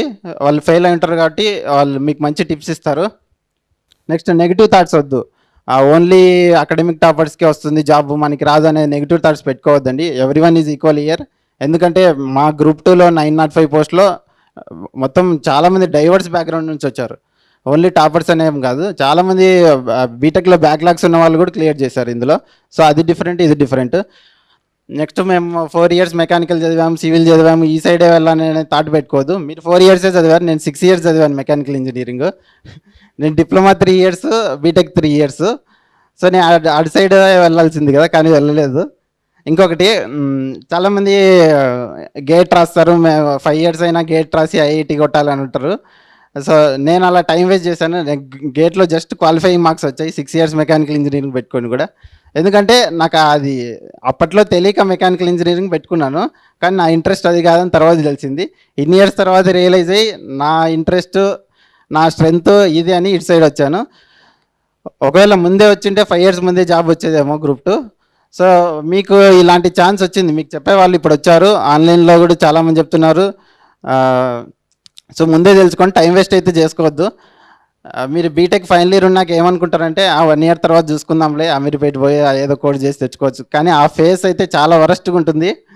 మీరు అప్పుడు చదవలేరు, ఇంట్లో వాళ్ళు అడుగుతుంటారు ఏం చేస్తున్నావు అని, రిలేటివ్స్ నుంచి ప్రెజర్ ఉంటుంది. సో మీరు ఇప్పుడే డిసైడ్ అవ్వండి. ఈ 4th year అయిపోయినాక 1 month సమ్మర్ హాలిడేస్లో కూర్చోండి, మీకు ఏది ఇంట్రెస్ట్ ఉందో అన్ని కాంపిటేటివ్ ఎగ్జామ్స్ బయటికి తీయండి, క్వశ్చన్ పేపర్స్ కానీ సిలబస్ కానీ. మీకు ఎటు సైడ్ ఇంట్రెస్ట్ ఉంటే అటు వెళ్ళండి అంతే. మేమేదో గ్రూప్ 2 కొట్టామని ఇటు సైడ్ రావద్దు. చాలామందికి వేరే ఫీల్డ్స్ ఇంట్రెస్ట్ ఉండొచ్చు, తర్వాత 6 years తర్వాత రిగ్రెట్ అవుతారు మనం అటు వెళ్ళింటే బాగుండని. సో మీకు సివిల్ సర్వీసెస్ ఇంట్రెస్ట్ ఉంటే అటు సైడ్ వెళ్ళండి, లేదా సివిల్ సర్వీసెస్ చదవడం వల్ల అడ్వాంటేజ్ ఏంటంటే తర్వాత గ్రూప్ 1 కానీ గ్రూప్ 2 కానీ ప్లాన్ బీగా పెట్టుకోవచ్చు. ఎందుకంటే అందరికీ యూపీఎస్సీ జాబ్ వస్తుందని చెప్పలేం. 99% ఫెయిల్యూరే యూపీఎస్సీలో, ఇది మాత్రం ఫ్యాక్ట్, ఇది మాత్రం గుర్తుపెట్టుకోండి. 0.1% మాత్రమే సక్సెస్ అవుతారు, మిగతా వాళ్ళందరూ ఫెయిల్ అవుతారు. సో మనం ఓన్లీ ఫస్ట్ నుంచి యూపీఎస్సీనే ఉంటాము, 5 years ఇదే చదువుతామంటే 5 years తర్వాత ఏ జాబ్ ఉండదు. అప్పుడు సాఫ్ట్వేర్ కూడా వెళ్ళలేవు, ప్రైవేట్ జాబ్ చేయలేవు, బిజినెస్ చేయలేవు, ఏం చేయలేవు. సో మీరు ఫస్ట్ నుంచి ఏదైతే ఎగ్జామ్ రాస్తారో దాని రిలేటెడ్గా కాంపిటేటివ్ ఎగ్జామ్స్ చెక్ చేసుకోండి, ఏదైతే రిలేటెడ్గా ఉంటాయో అవి అటెంప్ట్ చేయండి. ఇప్పుడు సివిల్ సర్వీసెస్కి వెళ్తే గ్రూప్ 1 గ్రూప్ 2 ఇలాంటివి రాయొచ్చు. నెక్స్ట్ ఎస్ఎస్సి సిజిఎల్ వెళ్తే బ్యాంక్ ఎగ్జామ్స్ రాయొచ్చు, ఈపీఎఫ్ఓ ఈఎస్ఐసి ఇలా సెంట్రల్ గవర్నమెంట్ ఎగ్జామ్స్ చాలా ఉన్నాయి. బ్యాంక్ ఎగ్జామ్స్ అయితే ఎవ్రీ 2 months ఒక నోటిఫికేషన్ వస్తుంది, ఒకసారి రాకపోయినా కానీ ఇంకోసారి వస్తుంది. సో మీకు ఏది ఇంట్రెస్ట్ ఉంటే అది వెళ్ళండి ఫైనల్లీ. నెక్స్ట్ ఈ జర్నీ అయితే ఒకసారైనా ఎక్స్పీరియన్స్ చేయాలి, ఎందుకంటే మన మైండ్ సెట్ చాలా చాలా చేంజ్ అవుతుంది. మేము కాలేజ్లో ఉన్నప్పుడు మనకి డిఫరెంట్ యాటిట్యూడ్ ఉంటుంది, ఇప్పుడు అదంతా చేంజ్ అయిపోతుంది. మన బిహేవియర్, డిసిప్లైన్ అన్నీ చేంజ్ అవుతాయి. నెక్స్ట్ మేము ఇవన్నీ చెప్పిన తర్వాత మీ క్యాంపస్లో ఏదైనా జాబ్ వస్తే అది అటు సైడ్ వెళ్ళకుండా గ్రూప్ సైడ్ రమ్మని అయితే చెప్పము, కానీ ఒక జాబ్ అయితే చేయండి, మీకంటూ ఎక్స్పీరియన్స్ వస్తుంది, జాబ్ ఎక్స్పీరియన్స్. సో మీరు కంపేర్ చేసుకోవచ్చు. నేను యాక్చువల్గా మెకానికల్ ఇంజనీరింగ్ జాబ్ చేశాను, సాఫ్ట్వేర్ జాబ్ చేశాను, ఇప్పుడు సబ్ రిజిస్టర్గా జాయిన్ అయ్యాను. కానీ అన్నిటికంటే నాకు నచ్చింది సబ్ రిజిస్టర్ జాబ్, ఎందుకంటే ప్రతి స్ట్రీట్లో ప్రతి ఇంట్లో సాఫ్ట్వేర్ జాబ్ చేసే వాళ్ళే ఉన్నారు. అక్కడున్న రెస్పెక్ట్ ఇక్కడున్న రెస్పెక్ట్ సాఫ్ట్వేర్లో అయితే దొరకదు. ఇప్పుడు మాకు ఆఫీస్లో చూపించే రెస్పెక్ట్ అయితే నేను సాఫ్ట్వేర్ 1 year చేశాను కదా, అక్కడ ఎక్కడ దొరకలేదు. నిన్ను ఒక జస్ట్ మనిషిలాగా చూస్తారు అంతే తప్పితే నీకంటూ రెస్పెక్ట్, పవర్, స్టేటస్ అవేమి ఉండవు. లేదు నాకు ఐటీ సైడే ఇంట్రెస్ట్, ఐటీ బాగా అదే ఇక్కడ ఎవరైనా సిఎస్సి వాళ్ళు ఉన్నారా? మీ సిఎస్సి వాళ్ళకి అడ్వాంటేజ్ ఏంటంటే మీరు ఫస్ట్ కాంపిటేటివ్ ఎగ్జామ్స్కి వచ్చి తర్వాత ఈజీగా వెళ్ళగలరు సాఫ్ట్వేర్కి. రిమైనింగ్ బ్యాక్గ్రౌండ్ వాళ్ళైతే చాలా కష్టం, ఎందుకంటే 3 years 4 years గ్యాప్ వస్తే మళ్ళీ ఫ్రెషర్గా జాయిన్ అవ్వాలంటే కష్టం. సో సిఎస్సి వాళ్ళకి అడ్వాంటేజ్ ఇది ఉంది కాబట్టి మీరు ఫస్ట్ అయితే యూపీఎస్సీ కానీ గ్రూప్ సైడ్ కానీ తర్వాత సాఫ్ట్వేర్కి వెళ్ళండి. లేదు మంచి ప్యాకేజ్తో జాబ్ వచ్చిందంటే ఒకసారి వెళ్ళి ఒక 2 years వర్క్ చేసి ప్యారలల్గా ప్రిపేర్ అవ్వండి. డైలీ 3-4 hours అవుతే చాలు జాబ్ చేస్తూ. జస్ట్ అటెంప్ట్ ఇవ్వండి, మీకు కూడా కాన్ఫిడెన్స్ వస్తుంది. నెక్స్ట్ వచ్చేసి టెస్ట్ సిరీస్. నాకైతే టెస్ట్ సిరీస్ ఇష్టం ఉండదు, ఎందుకంటే నాకు భయం, ఏదైనా ఎగ్జామ్ రాస్తే తక్కువ మార్క్స్ వస్తే నేను మళ్ళీ అటెంప్ట్ చేయలేను, ఆ భయం ఉంటుంది. సో కానీ టెస్ట్ సిరీస్ అయితే పక్కా అటెంప్ట్ చేయండి, ఎందుకంటే మనకి మార్క్స్ తక్కువ వచ్చినా కానీ ఎక్కడైతే వీక్గా ఉన్నామో అది మళ్ళీ ఓవర్కమ్ చేసుకోవచ్చు. నెక్స్ట్ ఈ సాఫ్ట్వేర్ జాబ్లో అయితే ఫ్రాంక్గా చెప్పాలంటే జాబ్ సెక్యూరిటీ అయితే ఉండదు, ఎప్పుడు లే ఆఫ్స్ వస్తాయో మనకి చెప్పలేము. బేసికలీ నేను కూడా ఫేస్ చేశాను స్సాఫ్ట్వేర్ జాబ్ చేసే టైంలో. టార్గెట్స్ ఇచ్చేవాళ్ళు డైలీ ఇది చేయాలి అని. 1 week తర్వాత మన ప్రాసెస్ని ట్రాక్ చేసేవాళ్ళు, ఎవరైతే టార్గెట్స్ అచీవ్ చేయలేదో నెక్స్ట్ లే ఆఫ్స్ ఫేస్లో మీరు ఉండేవాళ్ళని. సో ఈవెన్ మేనేజర్ లెవెల్లో ఉండేవాళ్ళు కూడా లే ఆఫ్ చేసేవాళ్ళు. సో ఇదన్నీ మనం ఎందుకు చెప్తున్నామంటే ఒక 10 years తర్వాత మళ్ళీ ఇటు సైడ్ రాలేదే అని రిగ్రెట్ అవ్వడం కంటే మీకు ఇది మంచి ఆపర్చునిటీ. మాకు అప్పుడు ఇలాంటివన్నీ లేవు అసలు, మా కాలేజ్లో జస్ట్ ఎంజాయ్మెంట్ ఇవి ఉండేవి, కానీ మీరు చూసి ర్యాపిడేస్ మూవీస్లో లాగే ఉండేది. ఇంత మంచి ఆపర్చునిటీ ఫస్ట్ సెమిస్టర్ నుంచే ఇవన్నీ చెప్తున్నారంటే చాలా మంచి ఆపర్చునిటీ, యూటిలైజ్ చేసుకోండి. పదే పదే ఇది ఎందుకు స్ట్రెస్ చేస్తున్నానంటే ఒక 4-5 ఇయర్స్ తర్వాత చాలా బాధపడాల్సి వస్తుంది, టైం అంతా వేస్ట్ అయిందని. మన ఇంట్లో వాళ్ళు కూడా ఒక్కోసారి సపోర్ట్ చేయలేని సిచ్యువేషన్ వస్తుంది, ఏ జాబు చేయలేము. మాకంటే బై లక్ ఈ నోటిఫికేషన్ వచ్చింది, చదివాం కాబట్టి జాబ్ వచ్చింది. ఈ నోటిఫికేషన్ లేకపోతే మేము ఎటు సైడ్ పోలేము, సాఫ్ట్వేర్ సైడ్ పోలేము, ప్రైవేట్ చేయలేము, ఏం చేయాలో కూడా ఇప్పుడు అది ఆలోచిస్తుంటేనే భయం వేస్తుంది. సో మీరు ఎప్పుడైనా కానీ ఒక ఎగ్జామ్ అటెంప్ట్ చేసినప్పుడు ఇదేలా మనకి లాస్ట్ అటెంప్ట్ అని బిహేవ్ చేసి ప్రిపేర్ అవ్వాలి. ఎందుకంటే ఇది కాకపోతే నెక్స్ట్ టైం మళ్ళీ క్రాక్ చేద్దాంలే అనుకుంటారు, కానీ నోటిఫికేషన్స్ ఉండవు. స్టేట్ నోటిఫికేషన్స్లో డిసడ్వాంటేజ్ ఏంటంటే ఒకసారి వస్తే మళ్ళీ 3-4 ఇయర్స్ తర్వాత ఉండదు, మళ్ళీ ఎలక్షన్స్ టైంలోనో లేకుంటే 4-5 ఇయర్స్ తర్వాతనే వస్తుంది. మళ్ళీ వచ్చినా కానీ ఆ నోటిఫికేషన్ కంటిన్యూ అవుతుందా లేదా డౌట్. కోర్టు కేసెస్ అని, ఎగ్జామ్ పోస్ట్ పోన్ అని ఇలాంటివన్నీ జరుగుతుంటాయి. సో మీరు అటెంప్ట్ ఇచ్చినప్పుడే బెస్ట్ అటెంప్ట్ ఇవ్వండి. నెక్స్ట్ టెక్నికల్ బ్యాక్గ్రౌండ్ వాళ్ళు, సివిల్ ఇంజనీరింగ్, ట్రిపుల్ వాళ్ళు ఏం చేస్తారంటే ఎంటెక్ చేయండి, ప్యారలల్గా ఈ ఎగ్జామ్స్ ప్రిపేర్ అవ్వండి, అటెంప్ట్ ఇవ్వండి, బెస్ట్ అటెంప్ట్. ఒకవేళ జాబ్ వస్తే వెళ్ళండి గుడ్, లేకుంటే ఎంటెక్ సైడ్ నుంచి టీచింగ్ ఫీల్డ్ కానీ అటు సైడ్ వెళ్ళండి. So finally thank you for giving this opportunity. As we move on, and the session is open for questionnaire. Even if students, if you have any questions, you can ask our esteemed guest. They can answer all your queries. Good afternoon sir, I'm Dhanush. ఇప్పుడు polity కానీ history కానీ AP history కానీ notes ఎలా prepare చేసుకోవాలి sir?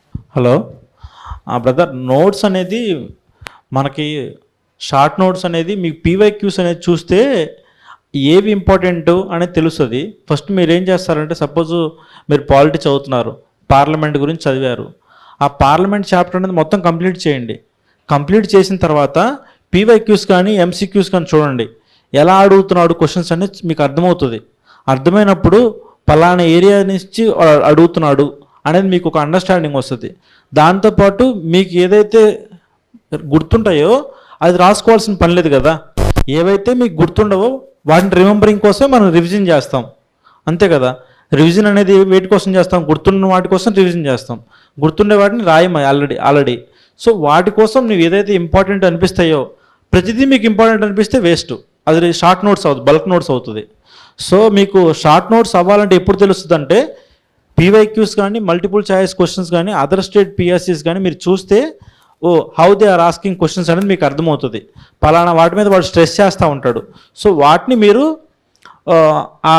Around చుట్టుపక్కల ఉన్న వాటిని మీరు నోట్స్ కింద రాసుకోవచ్చు.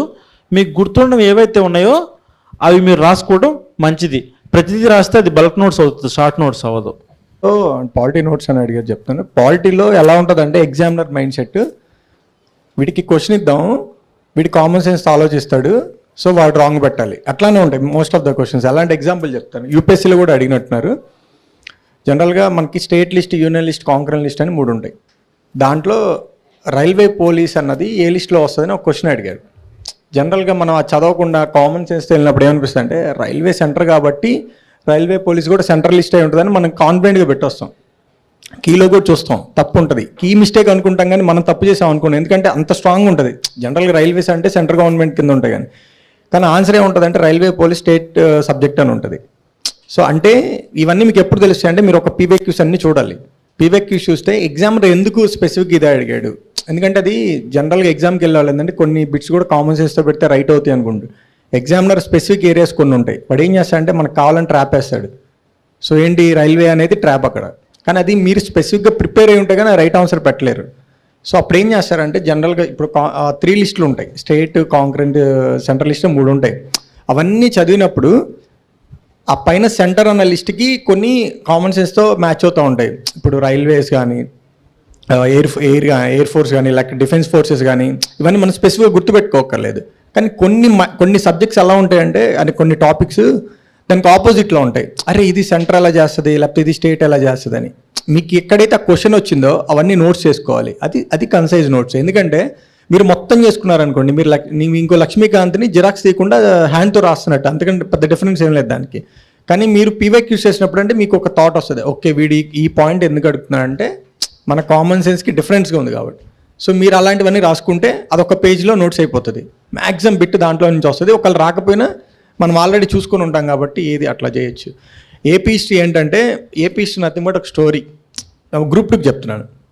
ఒక స్టోరీ మనం ఏం చేయాలంటే, ఫస్ట్ నోట్స్ మేకింగ్ పక్కన పెట్టేసి అసలు ఏపీ హిస్టరీ అంటే ఏంది, ఎక్కడి నుంచి ఎక్కడికి వస్తాయి, ఏ కింగ్డమ్స్ వస్తాయి, ఏ కింగ్స్ వస్తారు, దాని తర్వాత మోడర్న్ ఏపీలో అసలు ఏం వస్తాయి అనేది ఒక అవగాహన కోసం ఒక 2 times చదవండి. నోట్స్ తర్వాత చేసుకోవచ్చు. 2 times చదవండి. చదివి ఇప్పుడు పీవైక్యూస్ చూడండి. అంటే మీరు చదివిన నోట్స్లో పీవైక్యూస్లో ఏ క్వశ్చన్స్ వస్తున్నాయి మీకు ఐడియా వస్తుంది. ఆ క్వశ్చన్కి ఒక థీమ్ ఉంటుంది.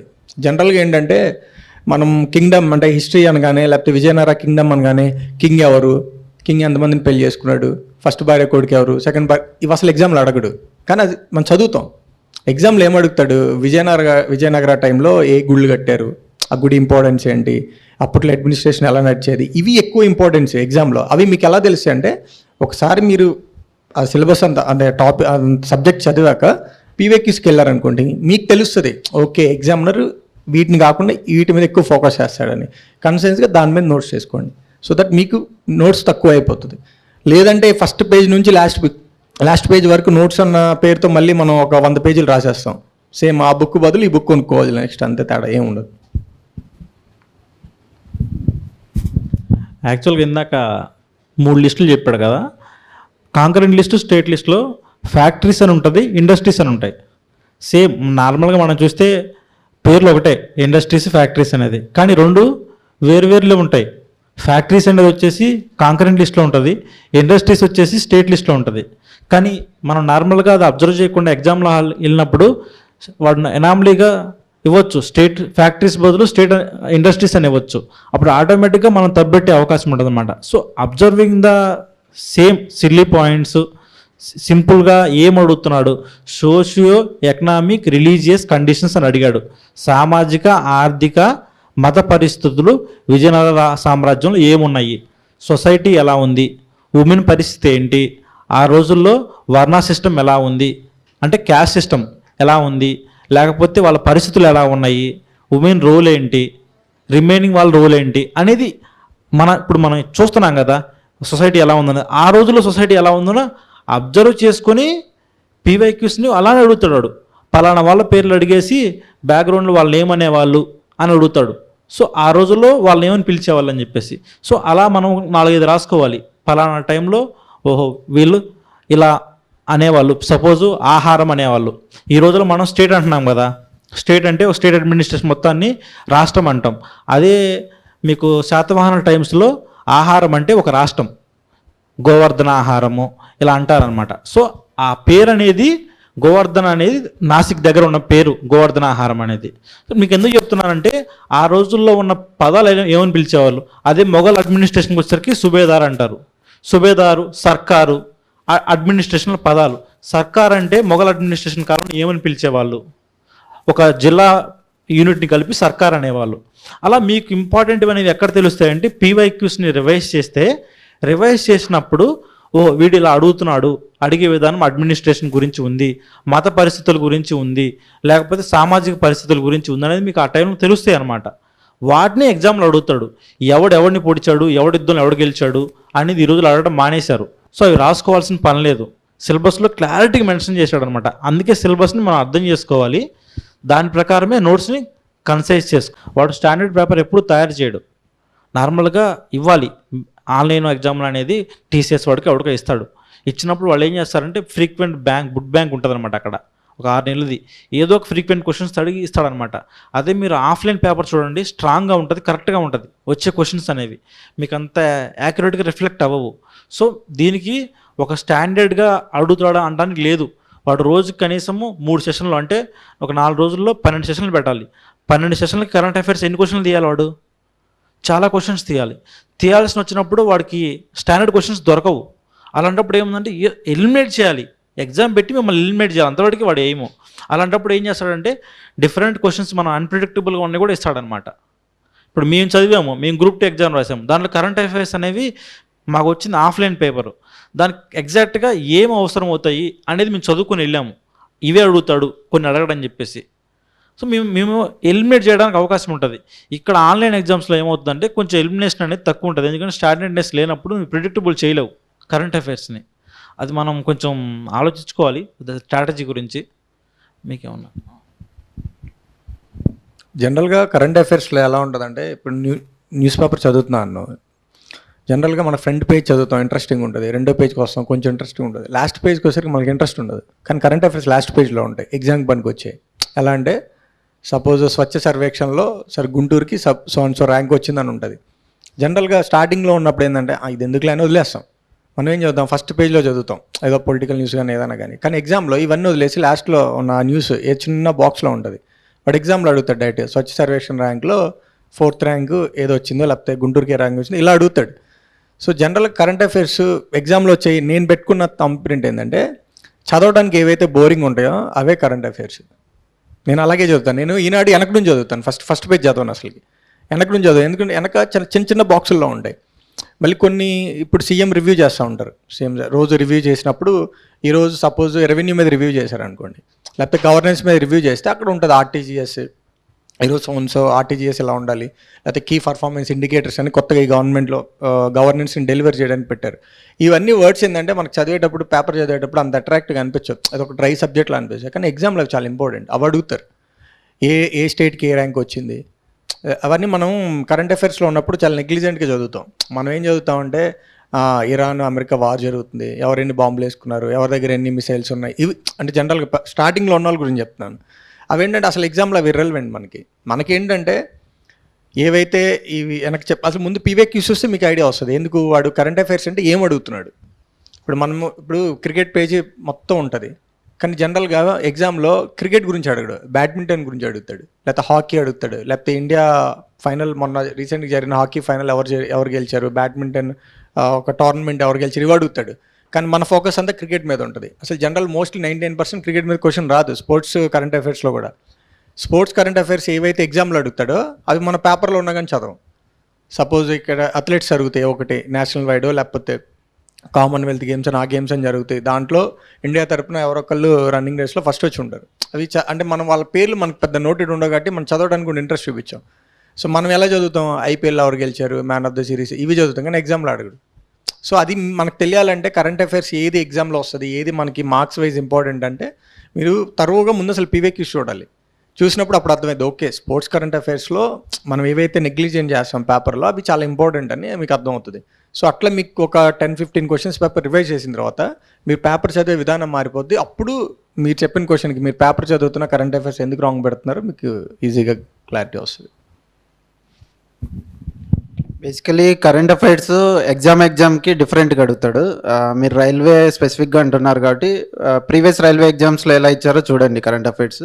ఇప్పుడు ఎగ్జామినర్ కూడా 6 months బ్యాక్ న్యూస్ పేపర్ తీసి దాంట్లో వెతికి ఇవ్వడు. వాడు కూడా ఎగ్జామినర్ ఏం చేస్తాడంటే ఏదో ఒక వెబ్సైట్ ఓపెన్ చేస్తాడు, సింపుల్గా ఉండేది ఇచ్చేస్తాడు.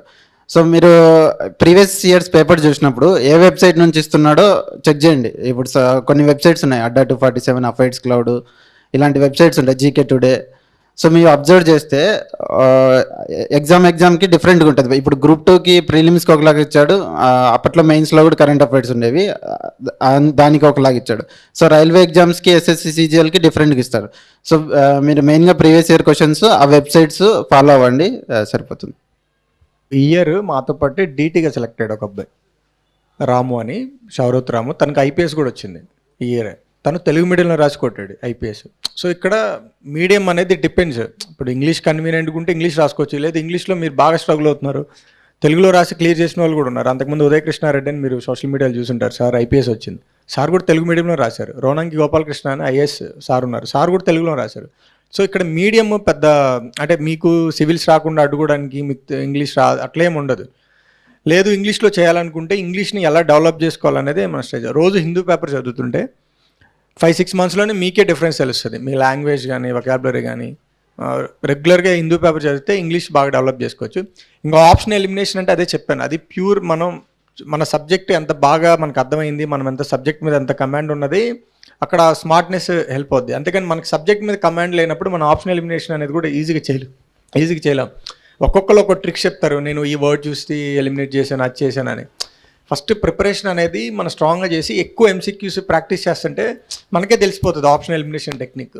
దానికి స్పెసిఫిక్గా ఇట్లా ఉంటే ఆప్షన్ ఎలిమినేట్ చేసేవాళ్ళం, ఇట్లా ఉంటే చేసేవాళ్ళం అనేవి అవి అంత వర్కౌట్ అవ్వవు మేము చెప్పినాం. కానీ అది మీకు తెలియాలంటే మీరు ఎక్కువ టెస్ట్లు అంటే బిట్స్ ప్రాక్టీస్ చేయాలి. నథింగ్ బట్ టెస్ట్ సిరీస్ కానీ ఏదైనా ఎంసీక్యూ బుక్స్ నుంచి ఎక్కువ ప్రాక్టీస్ చేయాలి books. Now we move on to the felicitation of our esteemed guests as a token of our respect and appreciation for their presence and achievement. I request all the dignitaries to kindly felicitate our honored guests, and I request all the faculty who there to kindly join us for felicitation. Now I request Venu Mannam Garu, Sub-Register Government of Andhra Pradesh, to accept our felicitation. Sir, please. Sir. Sir, Madam. Sir.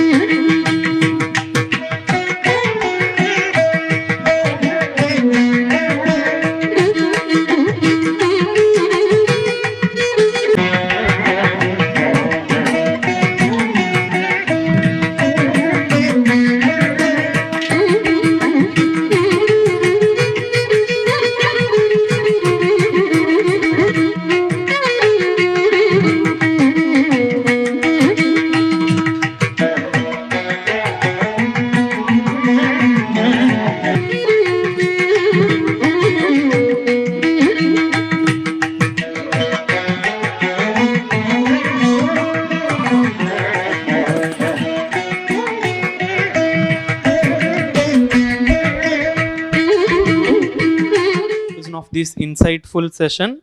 Now I request Mr. Ravikiran, Assistant Professor and Coordinator for Civil Services, to deliver the vote of thanks of the program. Respected Chairman, sir, and respected advisors, honorable guests, esteemed speakers, faculty members, dear students. Good afternoon to all. It is my privilege to propose the vote of thanks on this occasion of Head Start to Government Services, Insights from APPSC Rankers. At the outset, I express my heartfelt gratitude to our Honorable Chairman, Dr. Rao Rataya sir, for his visionary leadership and for constantly inspiring us to strive for excellence. I extend my sincere thanks to our advisor, Dr. Malakonde sir, for his motivating words and continued encouragement towards the career excellence. I would like to express our deep appreciation to Sri Harsha Mannava sir, advisor, Civil Services, for his valuable guidance and unwavering support to our initiatives. My special thanks to all our speakers of today, Mr. Venu Mannam sir, Ms. Reddy Charla Chandana madam, Mr. Boppudi Prasad sir, Mr. Govardhan Reddy sir, and for sharing their inspiring journeys, practical strategies, and real-time insights. Your words have truly empowered our students with clarity and confidence. I also extend my gratitude to all faculty members and the organizing team whose dedicated efforts made this event successful and seamless. Finally, I thank all the students for their enthusiastic participation. I hope today's session serves as a strong foundation in your journey towards public service. With this, I conclude my vote of thanks. Thank you one and all.